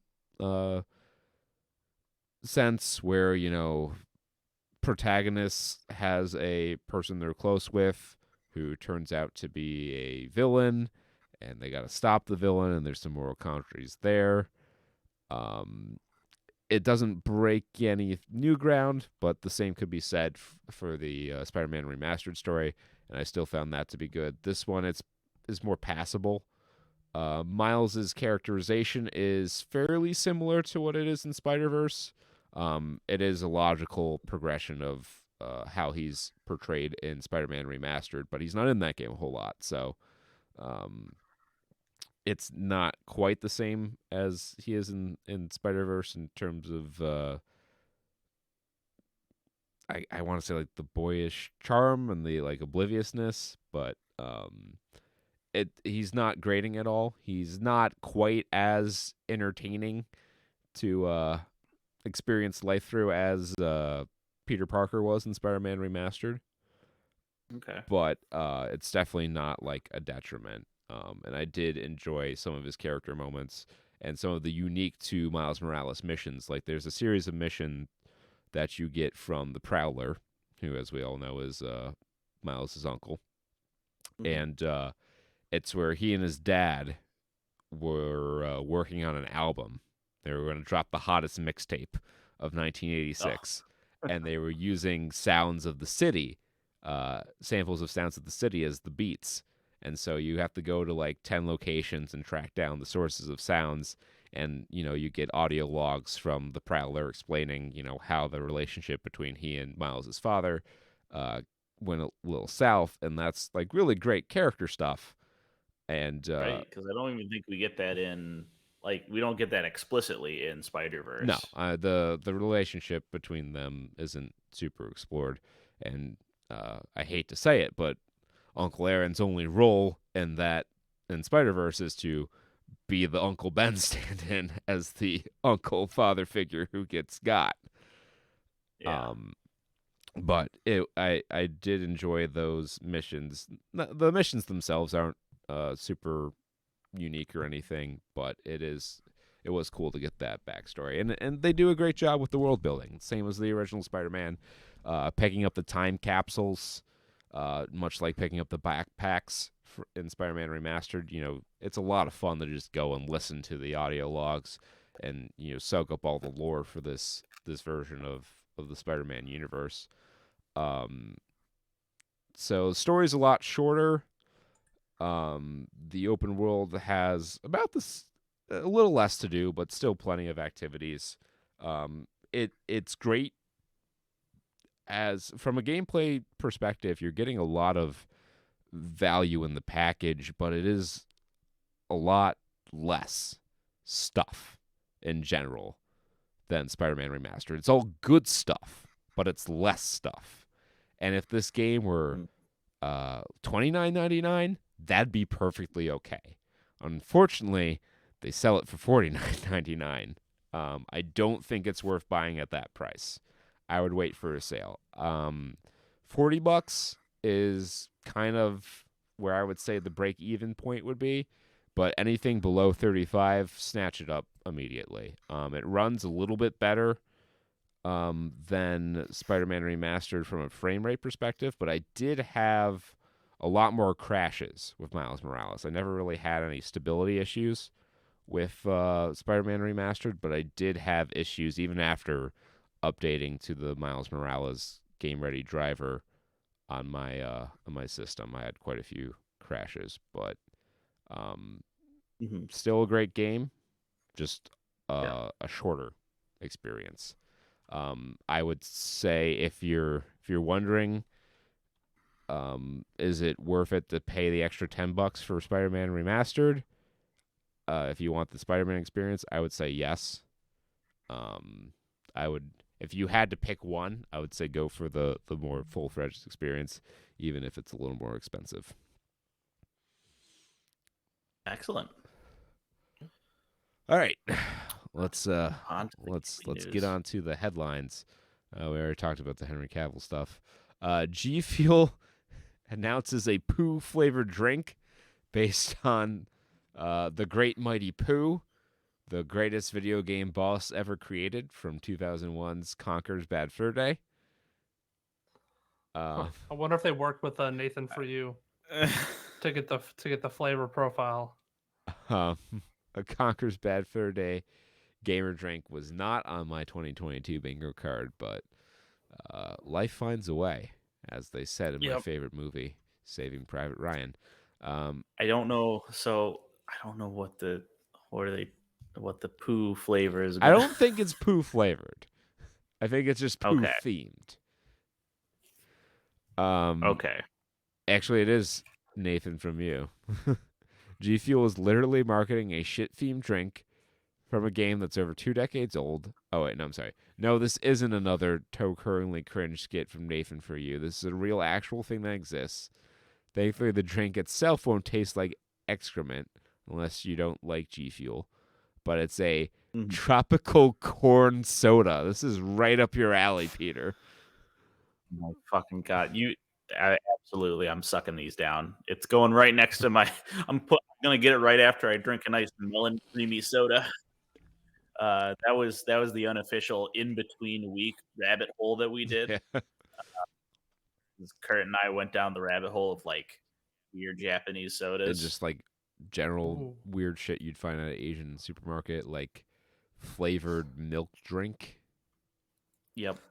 Flavored seaweed. Yeah. All I'm gonna. different Which shit reminds like me, I need to order. I might need to order myself some Jolt for Christmas break. I love we talked about this before. That's a hole we've already went down. But I will say that I do appreciate going back to it and seeing their slogan, all the sugar, twice the caffeine. Just absolutely shameless. Right now, you can join a wait list for the $60 collector's box, which is due to ship sometime in April. What comes in the collector's box? Looks like you get a U2s, which is definitely not just another type of Funko Pop. But you get the Great Mighty Pooh, and this is like not what the Great Mighty Pooh looks like. Like he's not green. Like he doesn't have like weird green slime. And these aren't corn chunks as his teeth. What is this thing?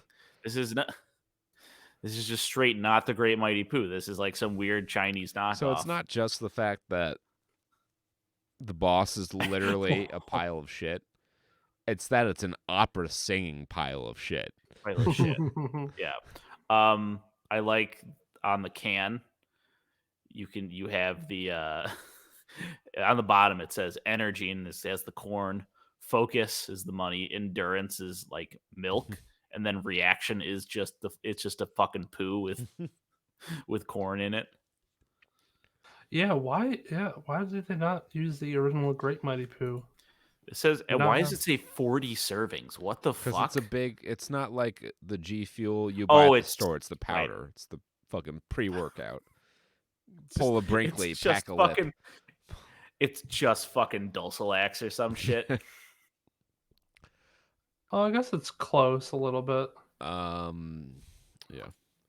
Sonic His teeth could be more. Sonic Frontiers has sold 2.5 million copies. I'm still working my way through it. I'm on the second island. The game is a lot longer than I originally anticipated. So I'll have my review for that when I'm done. But 2.5 million copies. It's a nice figure right there. So good for it. I will give a sneak peek. I do enjoy it. I think it's a nice new direction to take the franchise in. If they can dial it in a bit better, I think it has legs. Yeah, it's got a real set of getaway sticks. Yeah. It's got some games The on it. new Tomb Raider game will be published by Amazon. Embracer Group, which now owns Crystal Dynamics, is fronting the money for it, I guess. But Amazon Games will handle the publishing duties. Oh, good. Laura Croft returns to the Amazon. Back in April, Crystal Dynamics announced that it's working on a new Tomb Raider game using the Unreal 5 engine, or Unreal Engine 5. So that should be interesting. I think that would be the first major release with Unreal 5 in it. Speaking of Unreal, Epic is delisting most of the Unreal games. So that kind of sucks if you're a fan of digital preservation. A lot of the Unreal tournaments, a lot of the Unreal games, like Unreal Gold isn't going anywhere. Unreal 2 also isn't going anywhere. And I think there are quite a few Unreal tournament games that also aren't being axed. But the one that everyone's really upset about is Unreal Tournament 99, because a lot of hardcore people consider that to be the best Unreal Tournament. And it had a very active player base still, despite coming out in, 1999. But gotta free up the server space for the next Fortnite expansion. Get those V-Bucks shop up and running. The Federal Trade Commission has moved to block Microsoft's takeover of Activision Blizzard, citing concerns that the deal would thwart competition by denying rivals access to popular gaming content. This was one that I said from the beginning faced an uphill battle in terms of gaining regulatory approval. Had Microsoft not already acquired ZeniMax, I feel like this probably would have gone through. But buying up another major publisher so soon after, I think definitely raised some red flags for the FTC. Oh, it's a smidge too greedy there. Yeah. So, I'll bring it up because Jake's not going to bring it up. Well, he would, but I don't know. He's currently mourning, or he's I can definitely Jake. I know that you are concerned. You're just in shambles right now because they're considering a law to ban TikTok in the U.S. I heard. Yeah, I didn't want to speak about it. It's too soon. They're not going to probably get the vote out right now, but right now they're going to be voting or starting to vote, starting the talks, probably finish up next congressional semester, to ban all TikTok apps or ByteDance apps from government phones, which is really going to affect like 5 people, I feel like. I don't know. I can't imagine it really affecting that many people. You'd have to be somebody who uses TikTok and then download it on your government issued phone. 2, you'd have to be able to download it because like I have a work phone and I'm pretty sure I can't download anything that's not regulated by the software store. So maybe really lax departments of the federal government that like force you to use your personal phone as like your work phone. Maybe. hard to say. But they said government phones, so Sweet. I don't see how they would be able to like regulate that portion of it. So it'd have to be like from your job.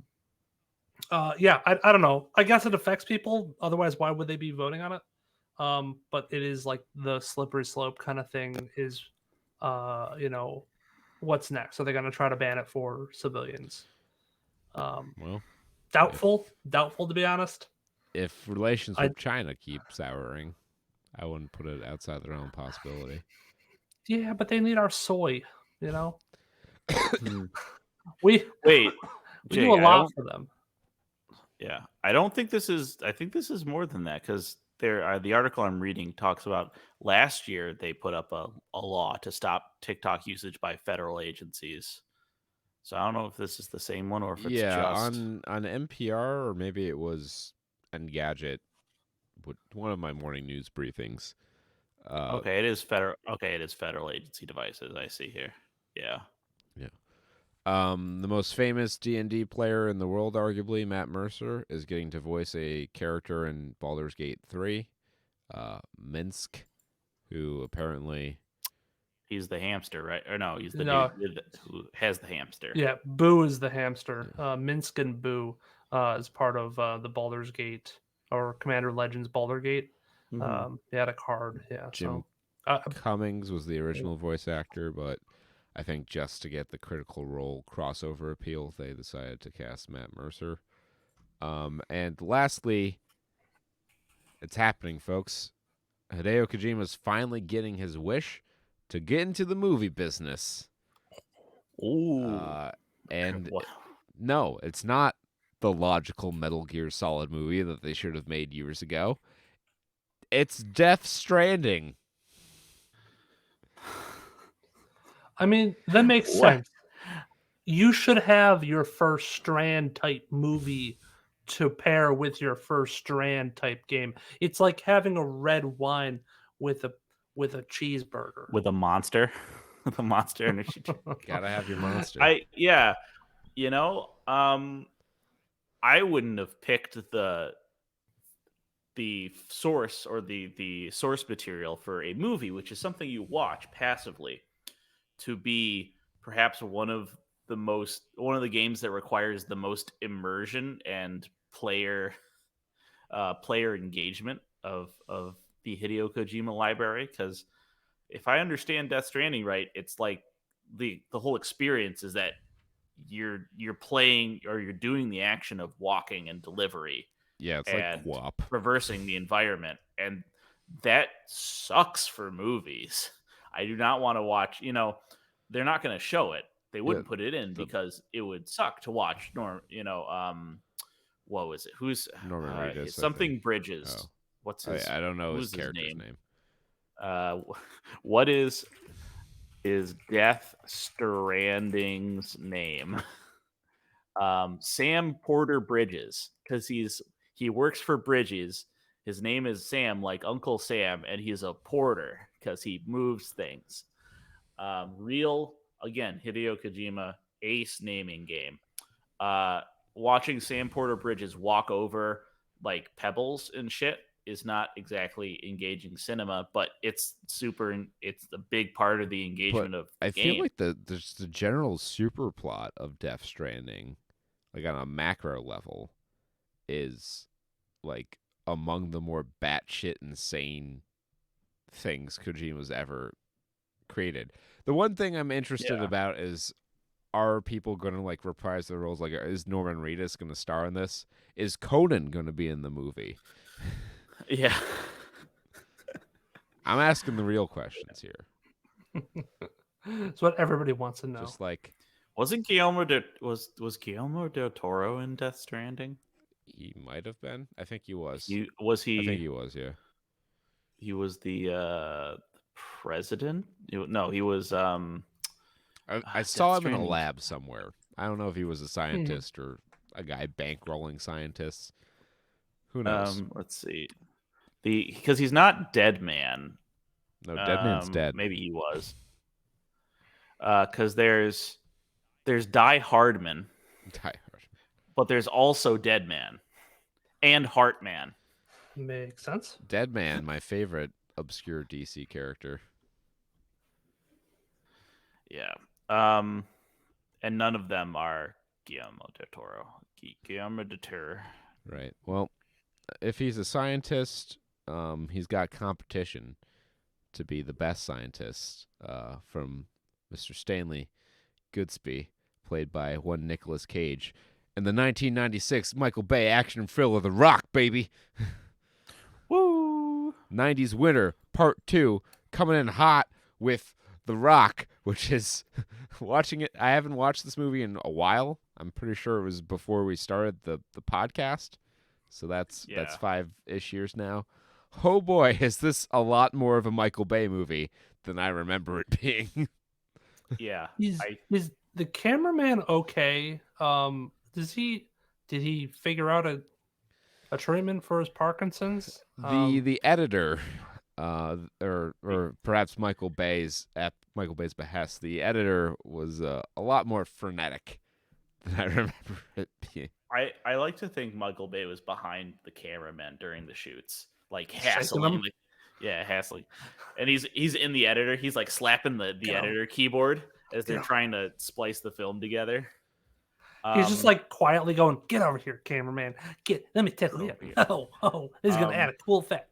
Yeah, like going into this movie, I had the perception from all the people who gave it like super rave reviews that like this was gonna be like a super, not like heady, but like a really tight put together action thing, like Jason Bourne vibes. Right? I like this movie a lot better than I liked any Jason Bourne movie. Oh my god, it's Stanley Goodspeed. I guess what I'm saying is, this is more like Looney Tunes than it is like Tinker Tailor Soldier Spy. Kind of. I think it's a tale of two movies in a lot of ways. I think if you strip it down to like the character elements, it's actually a quite a good movie. And even like I'm not going to say the action's bad, but it's very Michael Bay. It's over the top, But in terms of like the actual, I think the premise is very interesting. It's pretty unique, especially for the time. I think the characters are generally very good. Ed Harris is a very sympathetic villain. Sean Connery's character is very good. I think Nick Cage does a good job of being kind of like in way over his head the entire movie. Yep. So the acting's pretty good. The characters are interesting. The plot is pretty interesting as well. But you have really cartoony Michael Bay action in there, and sometimes it's distracting. Yep. And there's a nice curveball. Like when I first watched this movie, we typically don't do spoiler warnings for these 90s reviews because, you know, these movies are nearly 30 years old. But when I first watched this movie, I was like stunned when the SEAL team got gunned down. I was like, shit, well, what the fuck happens now? And then, Sean Connery is James Bond. That's what happens. That's what happens. Yeah, Sean Connery was the best part of this movie for me, for sure. He was in his heyday there, and this was an excellent application of it. Yes, this is definitely a packed action movie for sure. It is about shit going down and very little else. It has a lot of those classic 90s, like it almost has the hallmarks of like Independence Day. Roland Come on, Emmerich. come to me. Yeah, it's got like kind of the hallmarks of like a Roland Emmerich movie. I just think in that maybe one specific way, just like the love interest who's kind of there and is like a witness to the things They're going to raise on. stakes mostly.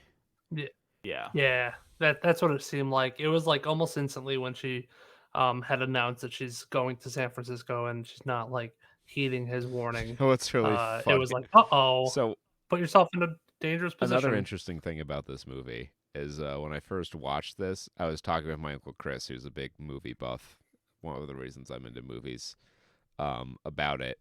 And I was like, yeah, I mean, that fucking VX gas, thank God that shit doesn't exist. And he's like, no, that's a real thing. I was like, it's what?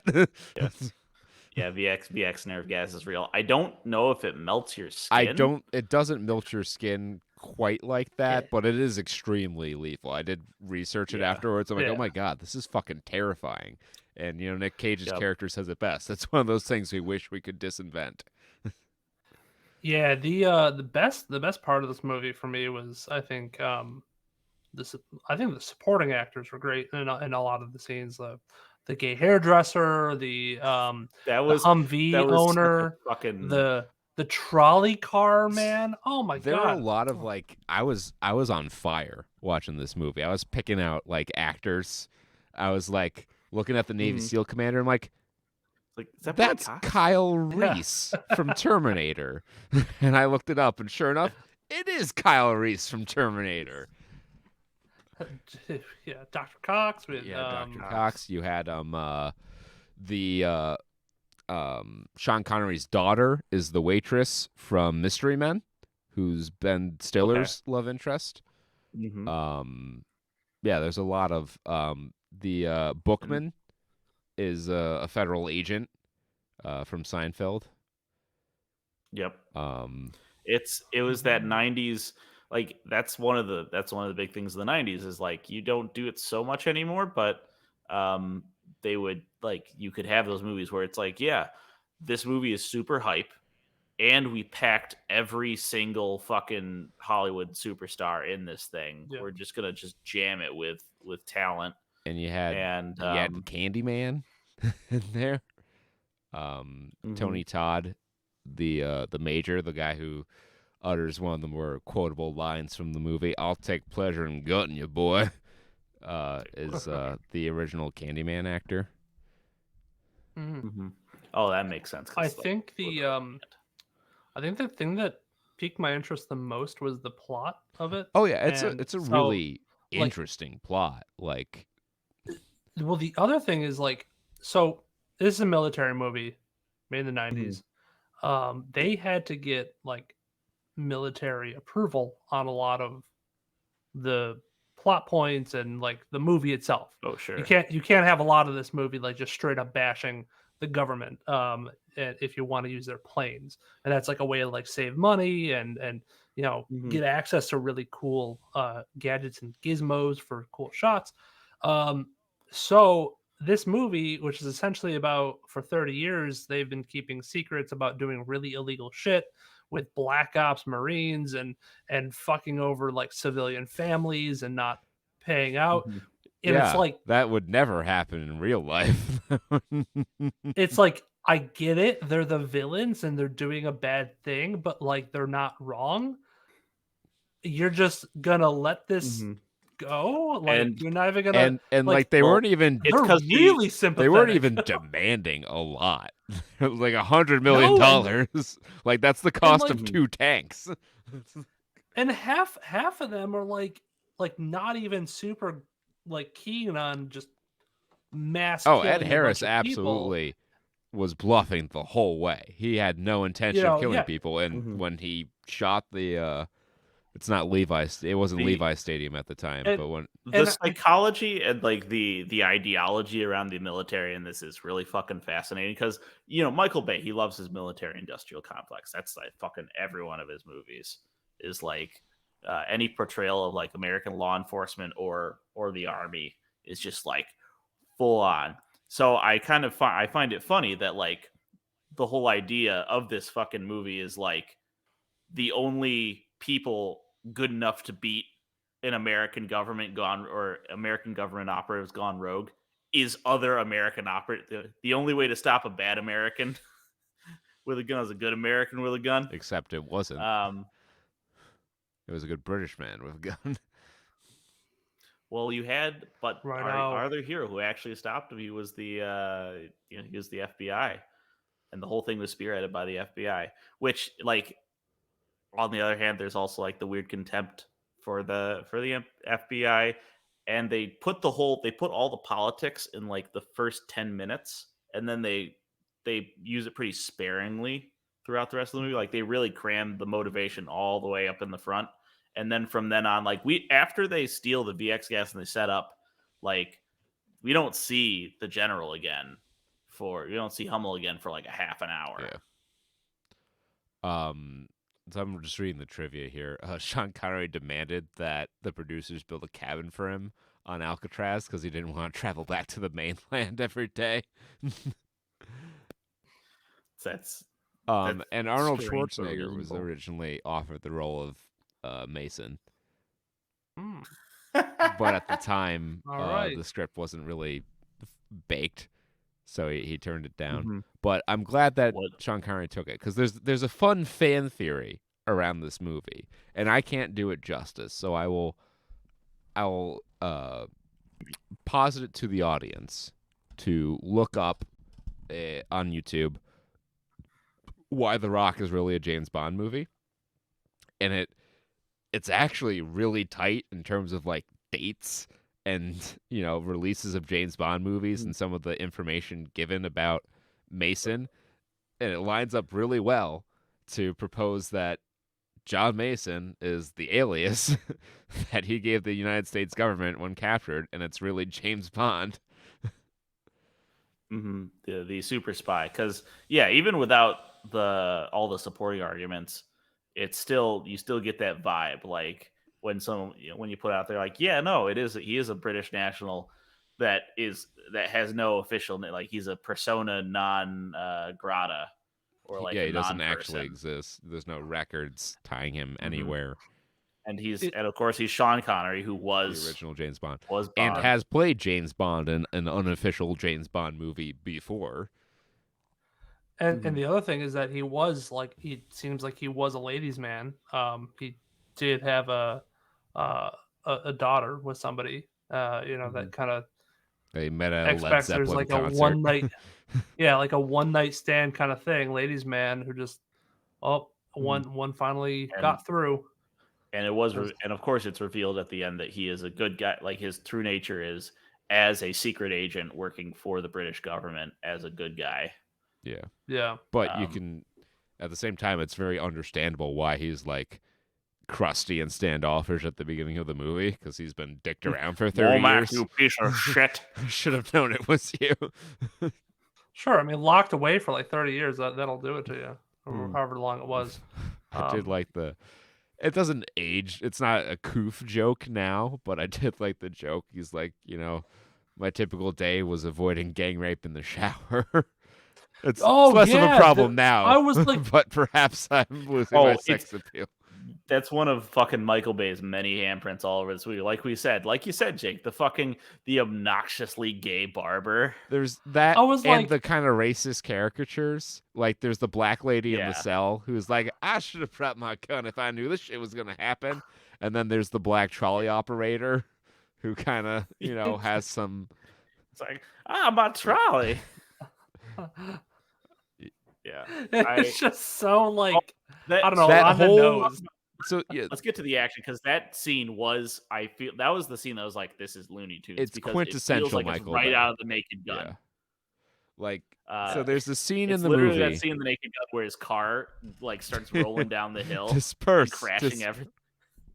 Yeah. So there's one of the first major action scenes in the movie. Well, there's where the Marines steal the VX from the naval base. That's the opening of the movie, and the next action scene really is Mason escapes from his custody, I guess you would call it, and he steals a Humvee. And he's driving through the streets of San Francisco, and the car chase happens through the streets of San Francisco. And, it's very hilly in San Francisco, so you get a lot of nice shots of cars going really fast down hills and suspensions you being get ruined. The jumps over the hills. You get the classic 90s, like the car phone is in the Humvee, and that would have blown audiences' minds at that point. They're like, it's a phone in the car. Well, yeah, car kind of phones, Same Richie Rich guy who drives a that Hummer. was a very, of course he's got a phone in his car. bougie thing at the time. That wasn't terribly uncommon, but it was And then I didn't a luxury thing. I didn't pick up on this like at first, and then I was like, "Who's he calling?" And then he's like, "Oh, he's calling the operator." Yeah. Because that's for how you like found information, out yeah, about his people's daughter. information or phone number. It was a beautiful time where you would dial 411 or 555-1212 for information. But anyway, Yeah. Welcome to Movie Phone. after this protracted chase scene where cars are crashing into each other and just big over the top car chases, there's a runaway trolley because he gets up under the Humvee. He's texting and driving, and he bumps into the trolley, and it knocks it off the rails, and it's out of control, and it crashes into a car at the end of it, and just the biggest fucking Michael Bay explosion you've ever done see just rolls off, and I'm like, yep, this is definitely a Michael Bay movie. Turns into a fucking Falcon 9 rocket lifting off from Earth's crust to enter orbit, Oh my and then God, comes yeah. crashing down to the ground, sliding slowly into the Ferrari that our boy Nicky is Another trapped yeah, in. the Which, stoner dude is like, dude, man, your Ferrari got fucked up. Yeah. Not my Ferrari. I think this sequence also has my favorite shot in this movie in terms of wild ass camera. I believe it's Nick Cage in the car. He's like at a stop or something. He's not moving, and the car is not like moving, but the camera is moving everywhere as he's like doing dialogue. And it's there's absolutely a fucking shaking. terrible editing sequence in that area here where like the trolley's coming towards the Ferrari, and it shows him like trying to fiddle with his seatbelt to get out, and then the next shot is him like diving out of the car with the door already open, and like, we skipped some stuff here. Like, you cut to He show was the like- most mundane information, but Well, he was gonna like shoot his airbag. yeah, He was like, he trapped had in to shoot his airbag, and they cut away, and the And airbag shot. they His cut away seatbelt's as- undone. Door's already open. He's getting out of the car. So many Meanwhile, sequences. there are other scenes in this movie where they edit to like show a guy nodding that the door is open, that the audience already saw the door open for. I think this is one of Michael Bay's first features. He had done a lot of music this was even videos before Bad Boys. before that, Um, and it shows in some of the editing choices. it's almost like he breaks like the temporal 180-degree rule. Oh, he broke the actual 180-degree rule a couple times. Yep. You also have his signature color grade. It's low. It's more subtle here than it is in Transformers, but it's the Michael Bay green. I call it. It's that, not the neon green of the VX nerve gas. It's the green of like the open sky and like scenes where it's this weird kind of like sickly olive color that kind of just lightly graded into a lot of scenes. Very basic color grading is you push the shadows towards teal and you push the highlights towards orange. They're complementary colors. It makes, characters stand out from the background a lot. The problem is Michael Bay then usually takes that saturation knob and cranks it way the fuck up so colors don't look right. Yeah. This movie If you isn't want, quite like, that cranked. But watch any scene from Transformers 2. Yeah. If you want a prime example, just to look at a picture, the poster for Bad Boys 2 is the color grade I'm talking about, where it's not just like the teal, but there's also like a little green in there, and the oranges are like yellow orange. Yeah. It was there enough to be noticeable. If I had not ever seen any Michael Bay stuff, if this was as it was for most people watching it, my first Michael Bay exposure, I wouldn't have noticed it. But like in hindsight, it's very much there. It's one of his. It became kind of one of his hallmarks. Yeah, it is kind of interesting in that regard. I had a point, but I lost it. The Michael Bayism was a lot of the camera attached to whatever fast moving device. We see some of that in his like current works. I think he liked it on the Ferrari and on the Humvee as they were doing that car chase. He also put a little GoPro on the knife flying through the air. It's that stab the man in the eye. Where he throws it like it's spinning, and then it cuts to it flying, and it's just straight like it's an arrow. Gun. That's a Sean Conneryism. It's like I like to throw my knives like I shoot my bows. Mm-hmm. Yeah, I think it's still kind of like a graphic or a cinematic misconception, or like a intentional thing that they do, where they'll throw when you throw like an axe or a knife or something, right? You throw it so it spins. Mm-hmm. But when, like, for example, like a ninja star, right? Not the spinning ninja stars, but like the kunai, right? Mm-hmm. Whenever you see a kunai in flight, it's like being thrown like a dagger, even though like I'm pretty sure you spin that shit to throw it. I've never thrown a kunai, so I don't know. I don't think you want like spinning on that axis. I think you want end over end spinning, because that gives you the most forward momentum. The way that's weighted, I think. Well, yes, the way it's weighted has everything to do with how you throw it. Right. The some of the shots in this movie, some of the lines are just beautiful. From Nick Cage, especially the Rocket Man line from where it's you. You're the Rocket Man. Just some of the Rocket. You're the Rocket Man. And that final act of the movie, a lot of people falling on sharp debris. Oh god, the guy getting impaled, guy falling on broken glass. That one scene, as soon as I saw him, he had the one ball of VX nerve gas. I'm like, oh, that's going in the dude's mouth. Yeah. I was like, why put it in your chest? What if he punches you in the chest? Then you're dead. Well, they're both dead, and he has the anti-serum. and the other guy didn't. I guess it does. Yeah, but the thing acts so fast. It's like, Yeah. oh my god. Yeah. That kind of is related because he has to put the thing in his chest. The setup payoffs are like so far apart. Yes. Maybe they're not more far apart Like than the like the in other trembler, the movies. motion detector, they set that up way in the beginning, and then like an hour later it pays off. And it's not like some filmmakers will do that, but they'll do it subtly.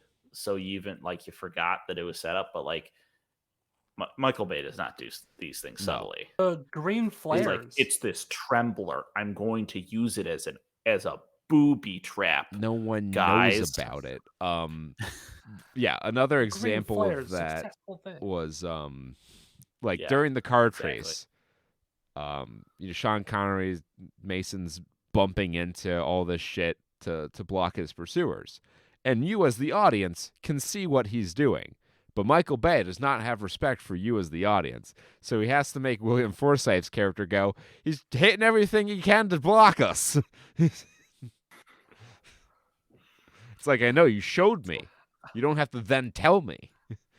I saw it. So, Yeah, and they could have done a better job at that because there was a lot of jump cuts for like Sean Connery just driving and being like, oh, and then turning the wheel and then the jump cut to it actually hitting the carton of oranges or whatever the fuck it is. But it could have been a lot more seamless if you had seen it from the perspective outside the car, just gunning it towards the obstacles and zooming in on those, and just totally take out the fact that everybody gets what he's trying to do.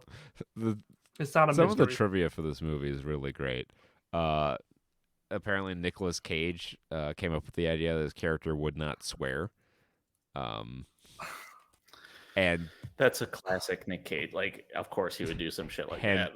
apparently, a lot of his dialogue was ad-libbed, including the Zeus's butthole line, which Michael Bay wanted to cut, but Nick Cage insisted be kept in the movie. You know what? That's fine. He was the toppest of top Nick Cage. So yeah, and he is his own guy in that movie for sure. He's like his own force. Yeah. You can kind of tell because sometimes it feels like Nick Cage is in a different movie than the rest of the cast. Nick fucking Cage, or however he does it. Yeah. Woo! Nick Nick fucking Cage. Nicky Smooch is good. Smooch is good. The Cage Smooch is good. I fucking love that movie. And this is a great Nick Cage performance. Nick Cage has a very interesting career where he was a big leading man in the mid to late 90s and then again in the mid to late 2000s. Because he did this, Con Air, Gone in 60 Seconds all around the same time. And then he did a lot of like quieter stuff and did some supporting roles. And then like 2006, 2007 rolls around. You're a national treasure. You're in Ghost Rider. You're in the Ghost Rider sequel. Yeah. Like, I really feel like Nick Cage just does whatever he wants, which I guess in the end he does, but like more like he just does whatever. Well, at a certain It's given point, he him had to quite the do storied career. whatever because he spends his money wantonly. Right. We've go see any of our other Nick Cage movies. We can't to go explore 5 that. minutes without mentioning his lavish spending Like, habits. His dinosaur heads and shit. But like, Ugh. yeah, this movie, the action, once the action picks up, once you get into the assault on Alcatraz, let's call it, it becomes a very nicely put together action thriller with some cool scenes and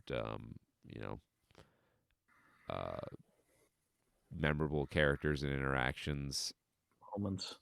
Mm-hmm. And it's not a masterpiece, but it's a fine action in the pantheon of action movies. It sits in the upper cut.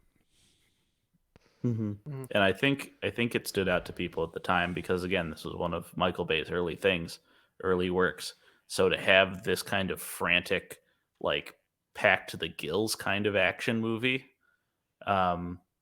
certainly was, if not novel, then certainly like almost cutting edge, I'd say.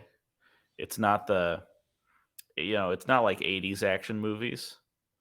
No. It's got a It's not different vibe. quite as And over the top as an 80s action movie.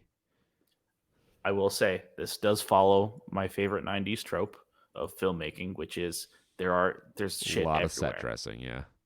A lot of set dressing, especially during the chase scene, because he literally puts the fruit carts out there for them to run into. Just a lot of shit to be crashed into. But yeah, like, But then in Alcatraz, I think they saved a little bit on that. They didn't have to do too much to Alcatraz, probably, Right. unless they a lot destroyed of the stuff. there's just a lot of shit They in did a whole minecart Alcatraz. sequence. Yeah, like some of the shit Oh. under Alcatraz is like, what would have been the purpose of this? Ain't no fucking way. There's a minecart from Donkey Kong Country From Indiana 64. Jones, Jake, because he has to make the Indiana Jones joke. Or wait, no, when did Last Crusade come out? 91? No, 83. I don't know. Okay, let's look it up. I mean, yeah, there was a whole slew. They went up and down, and up 1989. and down, above ground Okay, for so, Alcatraz, yes. below ground. There's a whole Sean sewer Connery would have system. been in Last Crusade. There's before. an active furnace. There's an active smelting furnace that is just spitting out Yeah, fire haphazardly. There's kind of thing I picked up on watching this movie again. He says he memorized the timing of the incinerator chute. The door unlocks from the side he would have been coming from when he was escaping. So why didn't he just use the door? Yeah, I caught that. I mean, too. it's I was cool, like, cool visual, but like, it doesn't make a lot of sense. Huh? I mean, I suppose it could have been guarded. I don't know. That's what I got. They just needed No, the scene to happen. yeah, they were like, I got this idea. It's the whole thing of like, oh, I got this idea of a hostage situation on Alcatraz, and the only man to escape has to lead a group in, Which is the cool fucking idea. and then they build the movie around that, and I think that's where we got. I'm not complaining. Yeah, I think I I would have enjoyed if they had done a little bit more with the infiltration aspect of it before the SEAL team got gunned down. But it's already a 2 hour and 16-minute movie, so like, how much more do you want in the movie? But I think it could have been cool to incorporate a few more like heist element type things. Yeah, because the pacing seemed like it was on track to be pretty solid throughout the beginning of the movie. We had a lot of really good setup, and you're helped along with this time constraint that they set forth for you, and then towards the middle of the movie, it kind of drags after the whole Marine team dies. You get a couple good shots here and there, but after that, it's like you get this constant bickering between Goodspeed and Mason, and it's like, okay, all right, get over it, you old married couple. Just work together, like I know you're gonna do. Yeah. In a more, I guess, a more contemporary movie to us, that would turn into Marvel banter for sure. Yeah. Oh yeah. This was the proto banter. This is the proto banter. This is Michael Bay walked, so James Gunn could run. With this, that is maybe the this only banter. time you'll hear those two directors compared directly. Yeah. I will say about the end again. The other thing, like that was the one other thing I didn't mention about like the weird, I guess the interesting psychology around the American military is that like even the bad American general, he's actually a good guy. Well, they because, established you that know, at their heart, he's. Americans they're loyal. Well, I think that's just consistent characterization from the very start. You know, he made clear that Mhm. he didn't want to ever have to do this, and they do a good job of showing, not telling. You know what a good guy is, because when they're taking over Alcatraz, you know, before the guns come out, he goes up to the kids, and he's like, "Hey, you know, tell your teacher outta you got to get back on the boat." Yeah, I didn't want to take kids captive. Yeah. So like they Yeah. do. That's just very consistent in his characterization. Yeah, Mhm. I For forgot sure. about that part. Um, Yeah, and then you can just kind of throw the bad eggs away, you know, the bad Marines that maybe are a little bit more shell driven by shocked. the money. Mhm.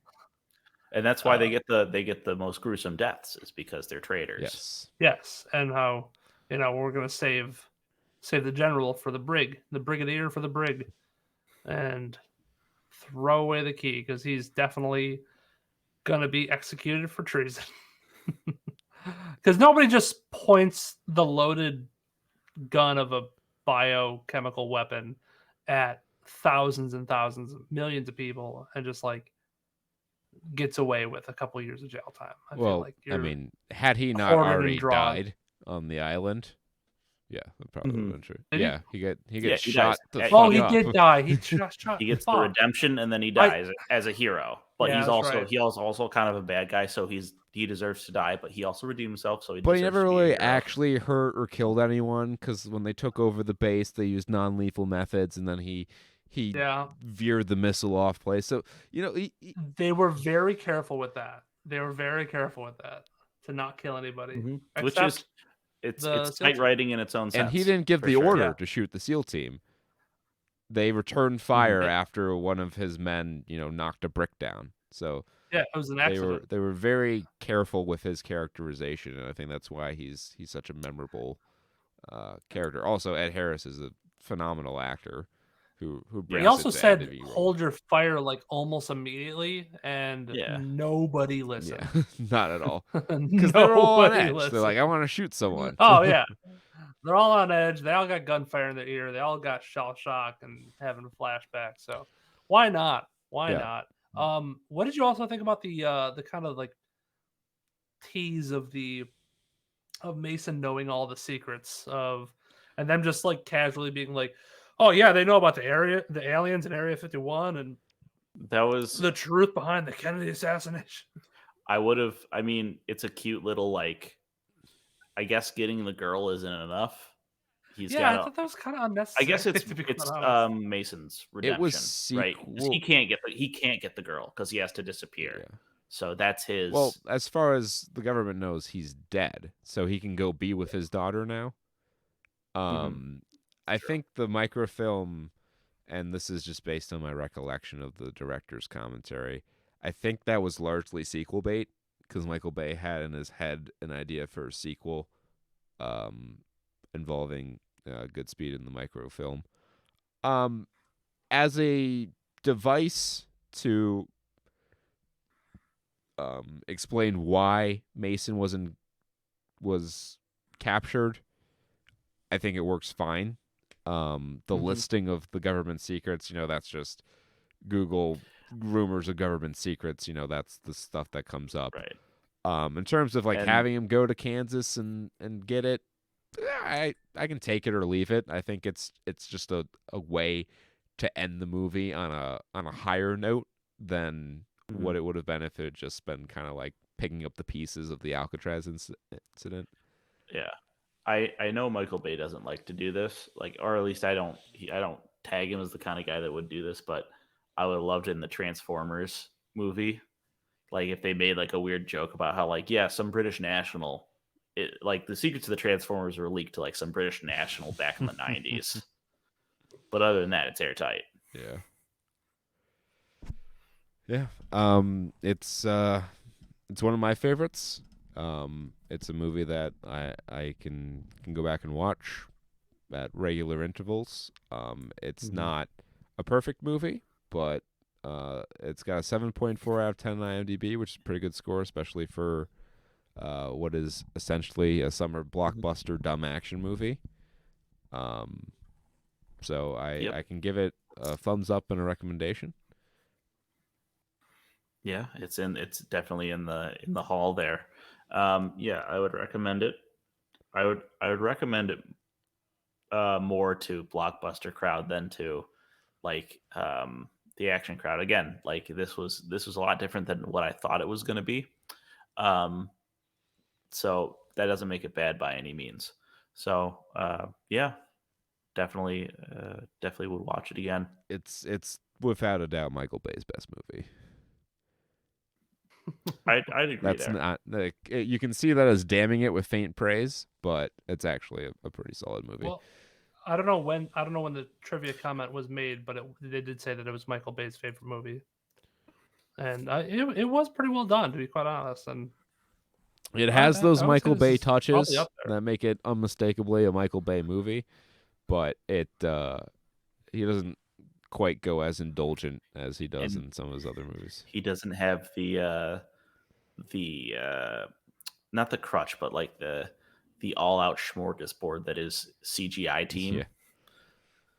Right? Like all his nothing fundamentally about his style change. A lot of it didn't change between then and Transformers, except for now he could use CGI, and that's the big thing that a lot of people like gripe And about with the Transformers movie. I think the reason this movie works where a lot of his other movies don't is he just had a lot higher quality of actor in this movie. Mm-hmm. Transformers is pretty solid. You're right. Shia LaBeouf, Sean Connery, same tier of actor. Coming off of Holes, that Shia Coming off of LaBeouf, Holes man. like 5 years beforehand. Coming off of Holes, people were still playing that movie for 5 years. No, people, believe me. I don't. Man, See how much that what's- brought into the what's block. coming off the the holes and block more office. coming into holes. Zingers. And on that weak zinger, we shall wrap up this unexpectedly long edition of the Saturn Studs podcast. But it's Was this longer than The Rock? yes, by about 20 minutes. So we'll leave you here. We'll be back next week with episode, or we'll be back next week. 346. I'm not sure if we'll be doing a Ghost in full the show Shell. next week. Jake hasn't. I think we're doing Ghost in the Shell. Yeah. But whether that, I guess it would have to come out next week because Mhm. the New Year's show is going to have to be awards. So yeah, 346 will come out next week for Ghost in the Shell. Somewhere in between this episode and that episode, you'll get a supplemental episode that is just a review of Avatar: Way of Water.